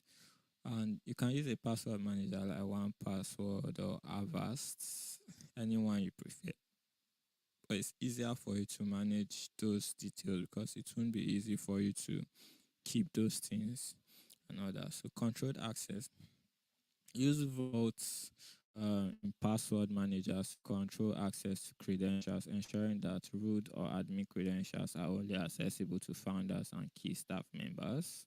User management. When team members leave promptly, disable their accounts in all systems to prevent unauthorized access. Regularly review and purge lingering user accounts from code, build and documentation, and infrastructure system. So for this, you have members that are no longer on the team. It's advisable for you to disable their password, their login details, so they won't have access again after leaving the team, just to avoid unnecessary security risks. Avoid hard coding credentials. Also, one of the things when you start is your developers, let's just read through, never embed security credentials, password, or API keys directly into code or checked in files. Instead, utilize external configuration methods such as environment variables or a secret manager to enhance security and prevent common security mistakes.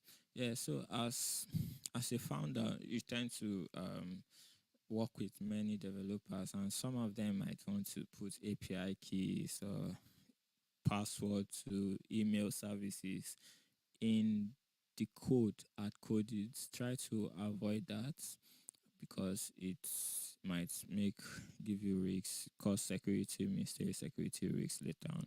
So a quick summary of this section is enable and use two-factor authentication or multi-factor authentication (MFA) wherever possible, especially for internal use and developers. While it may not be available for all services and can be annoying if required frequently, prioritize enabling it for key infrastructure and administrative accounts to enhance security and prevent unauthorized access. So for this, for example, the password manager should only be accessible to key members um, of your company, administrative members, and those can be the master password, and from there others can be able to access other developers or user accounts like that. So going to the next slide. Next thing we're going to discuss is version control system. So what is version control, right? Version control is uh, Version control such as JIT facilitates efficient code management and collaboration within development teams.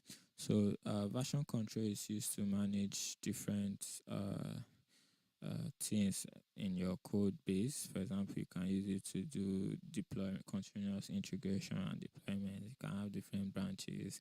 You can help your team to collaborate.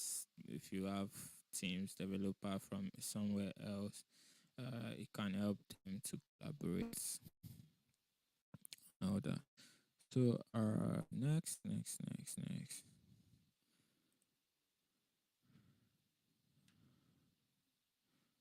All right. So, version control, JIT's, under version control, we're talking about JIT's repository. Utilize GitHub or GitLab or any other JIT version control you would like for hosting your JIT repository, ensuring it's private for your own good, and each user through system or product access it as separate user accounts. Yeah, so you should make sure when you are creating your GitHub or GitLab account or Bitbucket, all your developers, everybody accessing, have separate account. This will help you. So when something goes wrong, you'll be able to trace it to a particular person. Repository structure. Consider having separate repository for front end and back end, then for infrastructure components. Managing access via user groups for easier permission control.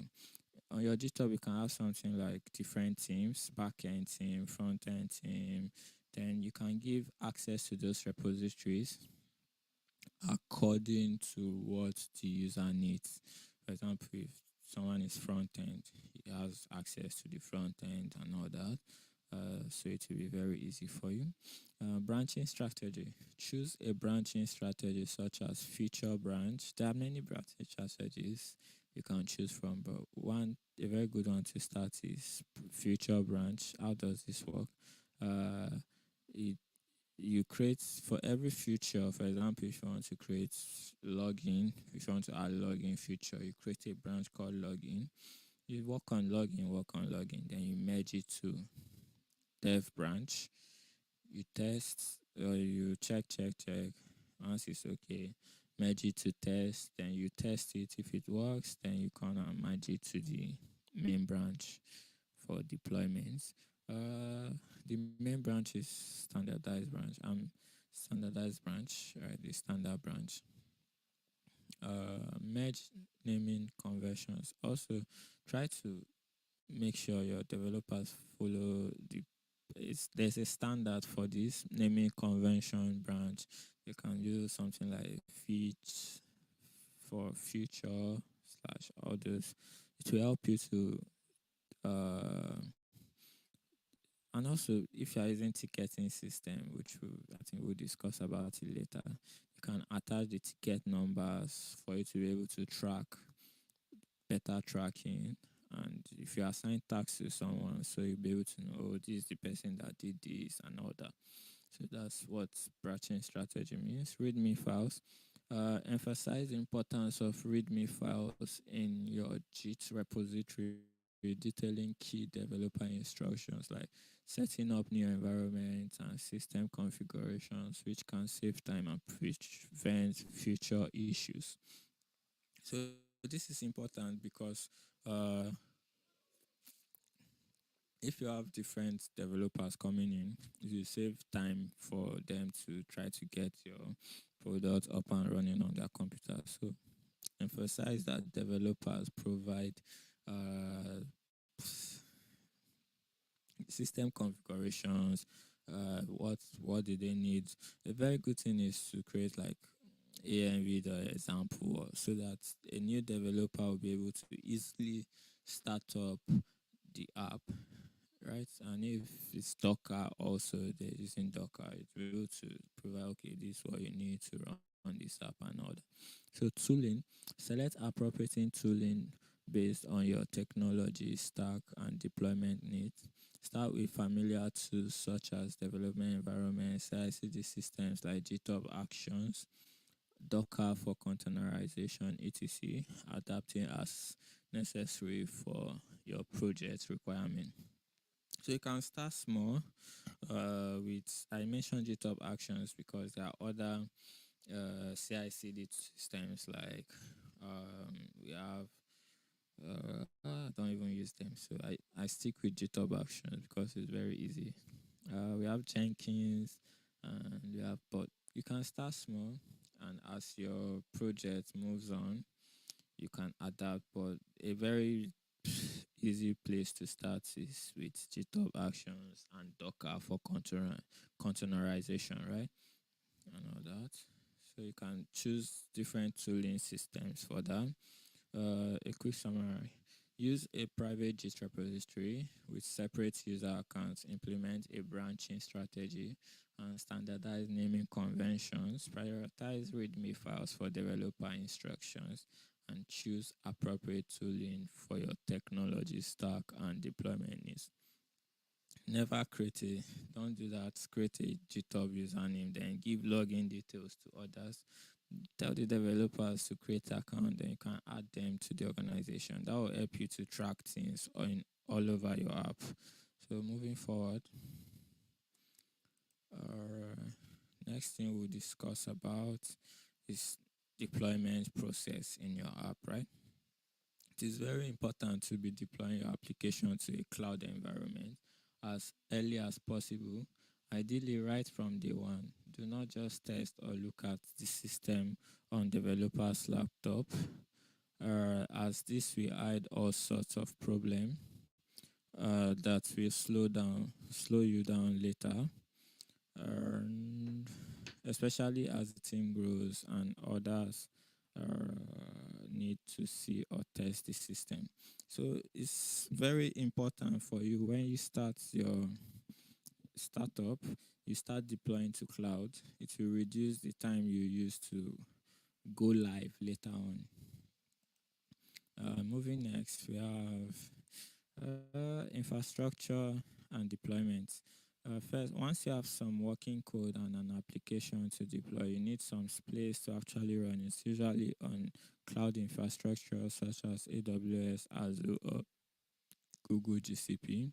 And there are others also. If you can start with, if it's a web application, you can do something like Vercel, or you can do something like what is the name again? Sorry, Render. You can do, there are lots. It's just escaping. But if you want to deploy on cloud by yourself, actually those other ones I mentioned previously, uh, they are SaaS, or they are, so a lot of things have been done for you. But you can start with those ones actually, then later you move them to your own cloud environment and all that. But I put AWS as a Google for that, and I'll mention why later. Getting started, start with a set of cloud accounts that you own, not your third-party developers, not employees. Very important. You as the founder, you create your own accounts. Don't allow your developers to use their own accounts. The exact structure will vary by cloud, but one account is probably good to start with provisions for at least 3 or 1 completely separate environment, dev, test, and production, plus maybe staging later. That is when you are setting up your cloud environment, make sure your environment is able to cater for different environments, development, deployment, test, and production. Cost alert. Also, you might want to create alerts on your cloud deployment page. So when you are trying to overspend, you'll be able to get alerted and know what to do, quickly trace what the issue is and fix it. Startup credit. Assessing resources and support is crucial for startup success. Many established companies offer startup credits, providing valuable resources like cloud service, technical support, and mentorship. We are key startup credit programs to accelerate and growth is accelerate growth and scale effectively. In the next slide, I'm going to show you some startup credits you can apply for, just 3 of them, but there are others you can do research by yourself Tooling. Select appropriate tooling based on your technology and like that.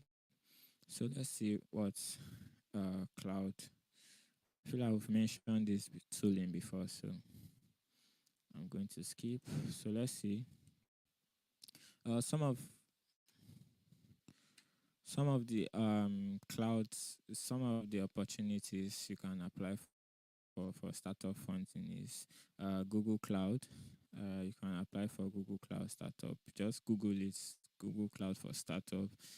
I have the link here in case you have access to the slide. You can click it, but just Google. You are going to see that they'll ask you a brief information about your company. When you fill it, they'll give you up to $2,000 credit, I think.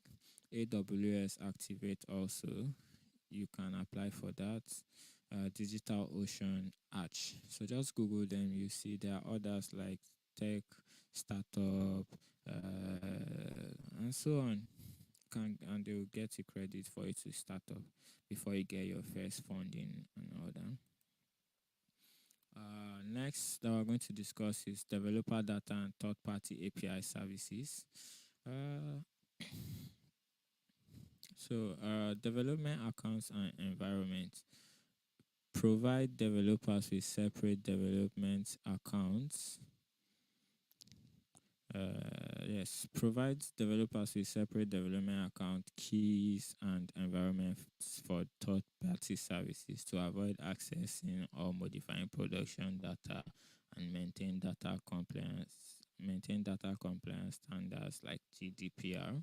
So try to provide your developers with separate accounts, so when that particular developer leaves, your company can be able to just disable that account in order to avoid that developer to use your key or install somewhere else and you have unnecessary costs. Selection of third-party services. Choose third-party services wisely, balancing between cost, simplicity, and functionality. Offer services that are simple, inexpensive, and easy to implement, initially with room for expansion and evaluation of enterprise grade options later. So that's why I mentioned those AWS, Google Cloud. You can easily start from simple, then upgrade later incrementally as you grow. Mock services. Implement mock services such as email sending to allow developers to test functionality like sending emails or notification without affecting real users. Services like Mailtrap can be utilized for these purposes. So sorry, in a situation where you need to send users email, try to or other services, try to as much as possible to get a mock service for you to use. There's Mailtrap, there's uh, Mailtrap, I forgot. There's Zoho, you can use Zoho also, Zoho Mail. There are popular ones actually, and try to use them to so you not affect real server. I think there's a company also that there's a bank app here one day. No, not bank app, Vodafone. I just saw a notification from the app test. So try to avoid those kind of things. So you have a mock environment where you can send those kind of test notification or test email. So you won't send those kind of things to your users. A quick summary: modern applications rely heavily on database and numerous third-party API services, complicating the developer experience. By adopting these strategies, teams can streamline the uh, the development process and ensure efficient integration of third-party services into their applications. Next, we're going to talk about is local and shared services, right? And under that, we have local services. For local development, developers commonly utilize Docker containers to run database and other services. And so in a case where your developers who want to run containers and all that, they can use Docker for their database. getting good data into this local database poses a challenge, with the ideal scenario being automatic structure migrations within the code. So there's a scenario whereby your developers want to work and they need to get data to be able to work with. And in order not to affect live servers, you need to look for a way to do that, to be able to manage that. That's called local services and database duplication. A way to do that is using a copy of the production database for development and testing is discouraged due to security risks and potential violation of data privacy regulation like GDPR and CCPA. Instead, teams opt for mock test data or anonymized databases extracted from production. So it's not uh, security okay for you to use people's data to test and all that. So there are some services that can provide you with mock data, like fake data API. You can use that, or you can use anonymized database. You extract it from your production, but it should be anonymized, not real user data, in order not to violate GDPR and CCPA regulations. Shared services. In more complex systems, shared services are deployed to private development environments, accessible to developers via VPNs or networking tools like Tailscale. Public third-party APIs are also often required, with separate dev test environments, limited permissions provided for each developer. So in a case whereby you want your developers to access some services, for example, database, you can deploy it to somewhere else, then they'll use VPN to access it. A quick summary: popular development services include MySQL, Elasticsearch, Redis, and many other third-party products. Next, testing and QA. This is very important for your dev environment. Let's see why. QA and testing. QA for quality assurance. Importance of testing. Testing software is essential to prevent users from discovering bugs and issues. However, early stage startups often face challenges due to the expense and complexity of testing results. Ideal scenario versus reality. Ideally, startups would have a dedicated testing team that rigorously tests each feature and bug fix after deployment. However, in reality, many startups lack the resource for dedicated QA staff, leading to product owners and other team members to perform testing.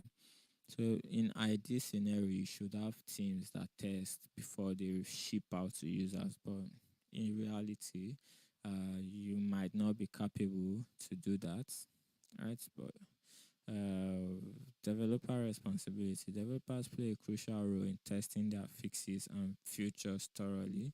It's important to ensure that developers test extensively to minimize discovery of bugs by testers or users, which can lead to delays in fixing issues. So this is another thing you need to ensure. When a developers push a fix, it should be responsible for testing all the features in the fix, so it will minimize delays. You can use also, in order to fix these testing features, you can use automation tools like Rainforest QA. It is used for testing UI. You can use that. It makes testing more accessible to various team members. However, maintaining these tests require effort to keep them up to date with frequent changes. In summary, for QA and testing, overall, regardless of the testing approach, documenting bugs and ensuring thorough testing is critical for delivering a reliable and high quality product to users. And once again, just to reiterate, test your app vigorously before pushing it out to users. All right, next thing we'll talk about is monitoring and logs. Monitoring logs and tracing. Why is it important? In your app, monitoring. ensure basic monitoring of key metrics impacting users or the system, starting with built-in cloud services, but considering full-stack services like Datadog for comprehensive monitoring and consolidation of data. So you want to monitor your app, check peak times that users are trying to access, check where errors is coming from, so you'll be able to quickly fix stuff and identify those stuffs and fix them. Key metrics focus on essential metrics such as out of memory, disk space, along with monitoring public web apps and APIs for uptime and performances. So, in case you are using public APIs or some other people API, you need to be able to check, monitor, and know what's going on, check the uptime and all that. Service monitoring. Implement service monitoring for databases like MySQL to track queries per seconds and scaling metrics, particularly for resource intensive tech stacks like Java. So if you're using MySQL database, you should check how long a query takes before, so that because those things will they would affect your software delivery, your API response time. So try to check them, monitor the services that you're using. Logs, centralized log collection to facilitate troubleshooting and understanding of application behavior, emphasizing good logging practice from a start to aid in production troubleshoot. So as soon as you start developing, emphasize to your developers to put very good logs, implement logging, put request ID to the login so you can be able to trace errors all over and all that. Contextual logging, tracing and observability. Explore advanced tracing tools like honeycomb.ai. You can Google it out for deep insight into application behavior, particularly beneficial in complex systems with multiple services or components. There are many things that you can use to log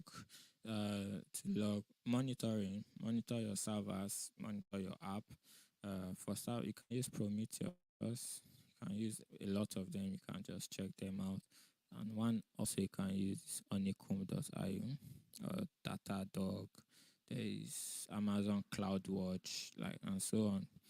Logging best practice. Encourage the use of JSON formatted logs with contextual information, e.g., server error, user error, URL 404 for efficient problem solving, crucial in absence of the dedicated support or operation teams.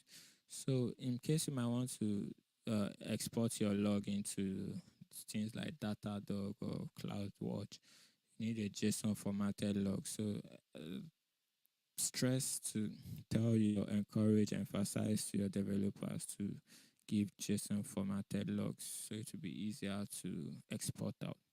Next, uh, company IT infrastructure. Aside from your core technology, you also need to think about your general IT and things like email, websites, especially DNS, as the latter directly intersects with your core system. You know, your DNS domain name intercepts with your core system. So let's look what are best practices for those. Um,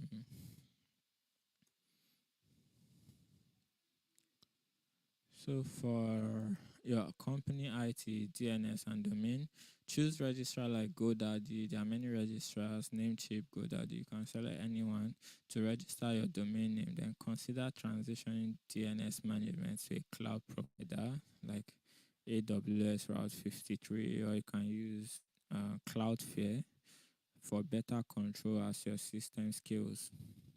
You might be able to use GoDaddy DNS management, but it's limited, so you can transfer your DNS management to any of these ones, the Route 53 or Cloudflare.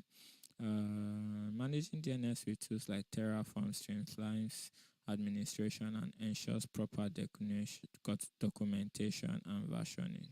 Google Suite Workspaces. In case you might want to create employees, email, and other, you can use Google Workspace for that, and can be able to save your documents, all the documentation about your app, email or calendar, quick calendar day, important calendar dates, and more through an intuitive web interface facilitating quick setup and operations. Emails and user group. Establish a standardized email format, e.g., for your users, you can do their first name dot their last name at your domain.com. For your employees, create groups for each new service. For example, you want to create a domain name to register GoDaddy, you can create GoDaddy at your domain name.com. If you want to register for mail email service, for example, Mailtrap, you can do Mailtrap at just for you to be able to track and see what is going on, just to help your administration and control process. Data security. Prioritize data protection, especially for customer or user information. It's particularly for people who store user card information or user details. This is a very big issue with all the big companies. Every day they call Mark Zuckerberg to a court and ask him, are you selling our data and all that? So ensure you take that into consideration by implementing protocols to prevent careless handling or unauthorized sharing. Comply with regulations like GDPR and CCPA to safeguard user data effectively. Security. Instill a comprehensive security culture from top to bottom, ensuring adherence to basic principles by all team members, with significant violations warranting attention from top leadership, including the CEO. In summary, efficient management of company IT infrastructures encompass domain registration, DNS management, email administration, the stringent data security measures to ensure smooth operation and compliance with regulatory requirements. And next, I think in conclusion of the talk is a strong company culture is essential for startup success. Prioritizing security, efficient IT management, and collaborative development environments are key. Let's embrace this principle to propel our venture forward with excellence and security at its core. And that's all. Thank you. Thank you for listening. If you have a question, you can ask them later on. And that will be all. Thank you.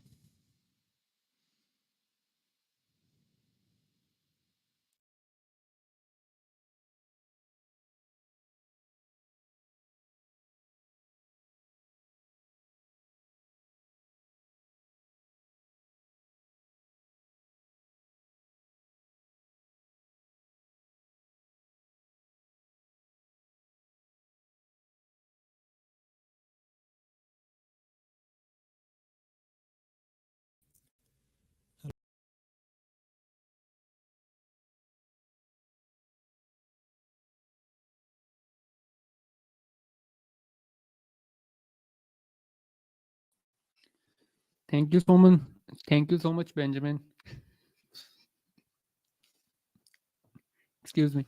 Thank you so much, Benjamin, for your insightful talk about DevOps. I think a lot of people will get benefit from the information that you shared with us today. All right, without any further ado, let me introduce you to our next speaker. He is an expert in e-commerce, a five figures online business owner, and a web developer. The first instructor that teaches how to sell digital products in the Middle East. He is from Syria. Please join me in warmly welcoming Abdurrahman Khatib to our virtual stage. Without further ado, Abdurrahman, the stage is yours.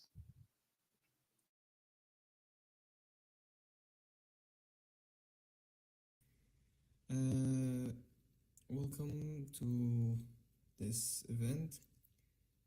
Today I'm going to present about digital dropshipping, and we're going to understand the business model, and we're going to understand what is digital dropshipping, what are digital products, and how can we use them in our daily lives. My name is Abdurrahman Khatib, and we're gonna start with the presentation. Firstly, what are digital products? Digital products are intangible goods that exist in digital format. These include the following and more. These are few types of digital products. Digital products can be ebooks, online courses, softwares, music, digital art, whatever you feel like. Anything that can be in digital format is considered a digital product you can sell. Uh, Digital products, they're typically delivered to customers via download or email, and offer businesses a way to provide value without the physical inventory. And we're gonna speak about that more later.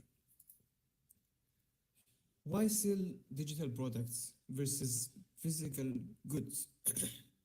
There are many advantages to selling digital products, which makes them uniquely attractive to entrepreneurs. One of the advantages are low overhead costs. You don't have to hold inventory to incur any shipping charges. So that's one advantage of why digital products are a bit better than physical products. The second one are high profit margins. There are no recurring cost of goods, so you retain the majority of your sales and profits. Calculate your profit margin ahead of time. Before you start selling, you can calculate how much you're gonna gain and how much is the profit margin, because it's digital. There are no other extra costs. The third one, uh, flexible products. What does that mean? You can offer free products to build your email list, monthly paid subscriptions for access to exclusive digital content, or licenses to use your digital products. There are many options for incorporating in digital products into your business. So you can use digital products in many ways in your business. The fourth one, which is not the last one, but the fourth one is potential to automate. Orders can be delivered instantly with no oversight. As soon as the customer orders the product, they just get it in seconds, just like that, without you charging delivery, without them waiting for time. As soon as they pay, they get the download button and they get the digital product. And the fifth one is that e-learning is increasingly popular.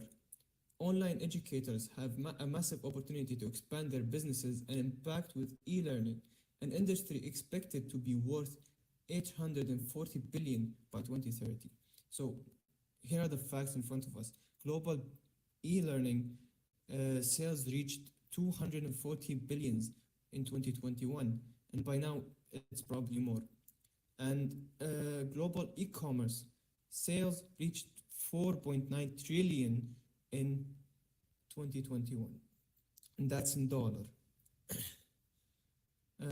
So we can see that digital products are increasing fast, and they're getting more easier to use and to get day by day.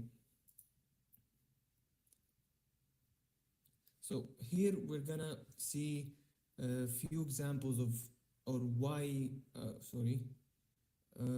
are digital products better than physical products. So we can see here the physical product drop shipping.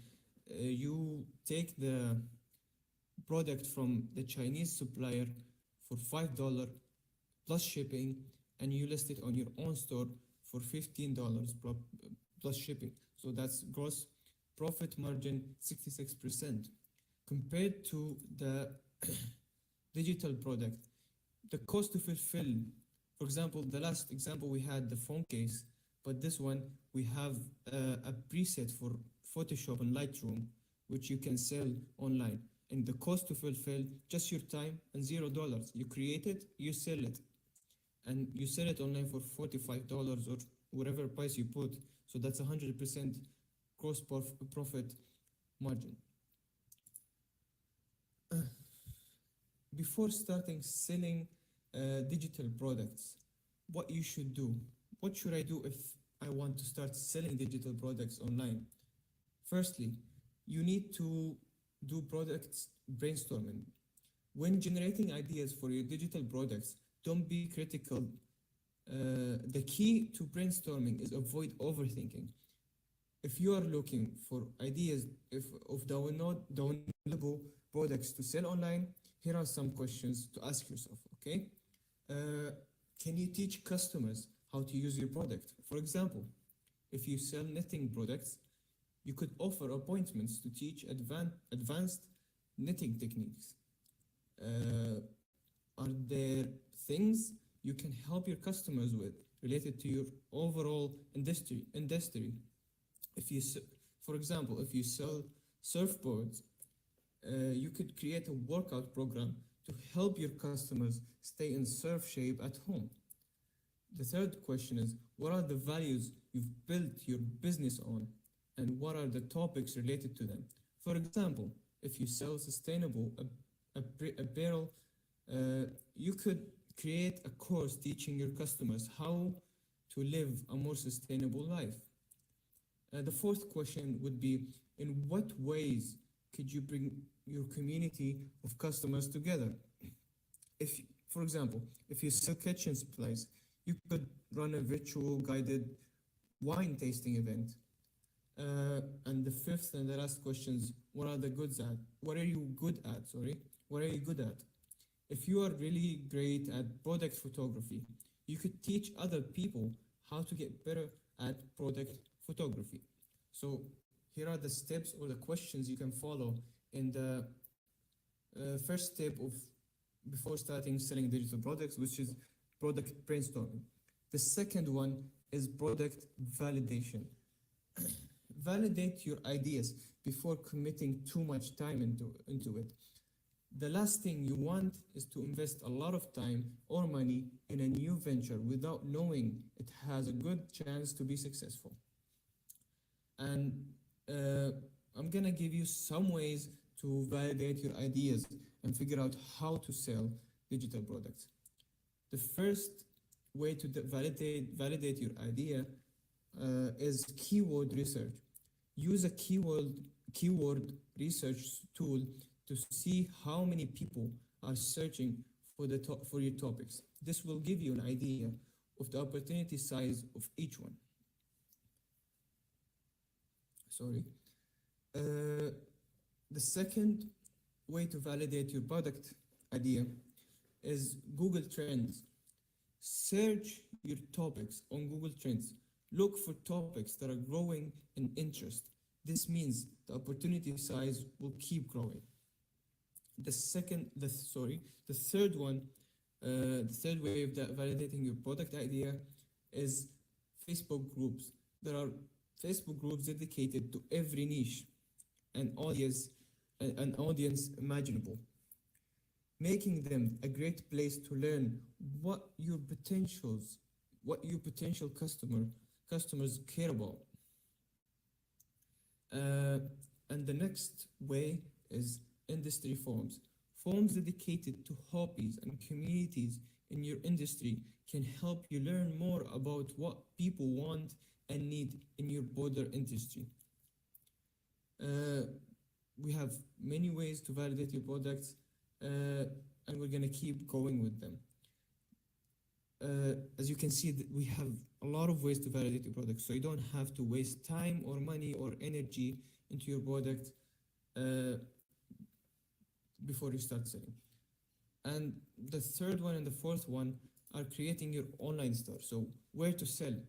Build your own store using various platforms. For example, you can use Shopify.com and you can create your own store selling your ebooks, music, whatever you want to sell on your store you can sell. And the fourth one, for start selling, where to promote? Where do I promote my products? For example, before starting in digital ads, like digital marketing or anything, before starting paying ads, you should start promoting your products on social media. For example, you can start posting TikToks or on Facebook groups or call your friends or families and tell them to post everywhere and help you reach more audience. In the end, no matter what industry you are in, if you have a unique strength and knowledge that would be valuable to your customers, and you can start selling digital products.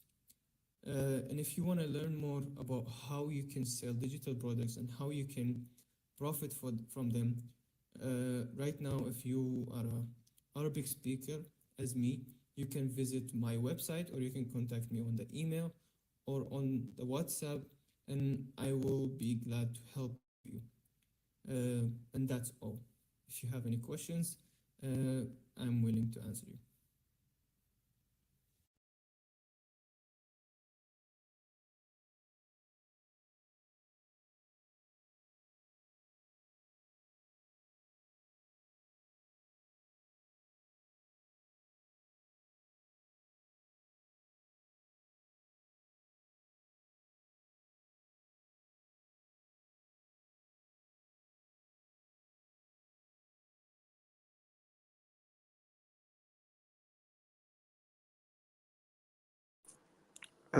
Hello, can you hear me?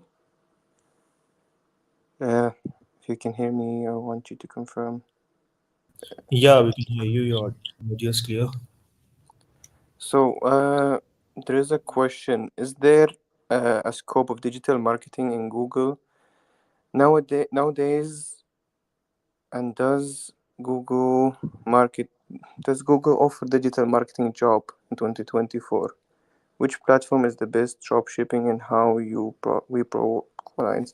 So what I'm talking about is digital drop shipping. I wasn't talking about drop shipping physical products. Uh, and if Google offers digital marketing jobs, I have no clue, have no idea, and that's not what I was talking about. But yeah,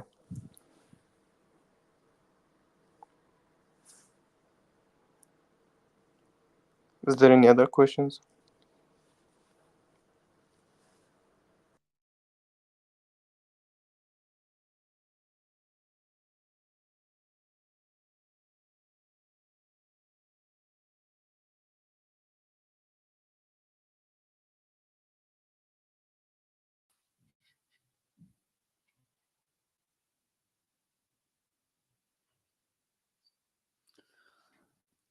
All right. Thank you so much, Abdurrahman, for your insightful presentation today.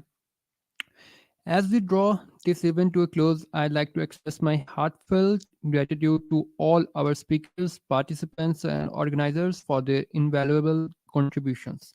The insights and experiences shared today have enriched our understanding and inspired us to forge ahead in entrepreneurial journeys with renowned vigor and vision. So, I'm Zed. Until we meet again, let's carry forward the spirit of motivation, innovation, and collaboration that has been the hallmark of today's gathering. Thank you so much, everyone. Have a great night and stay inspired. Bye bye.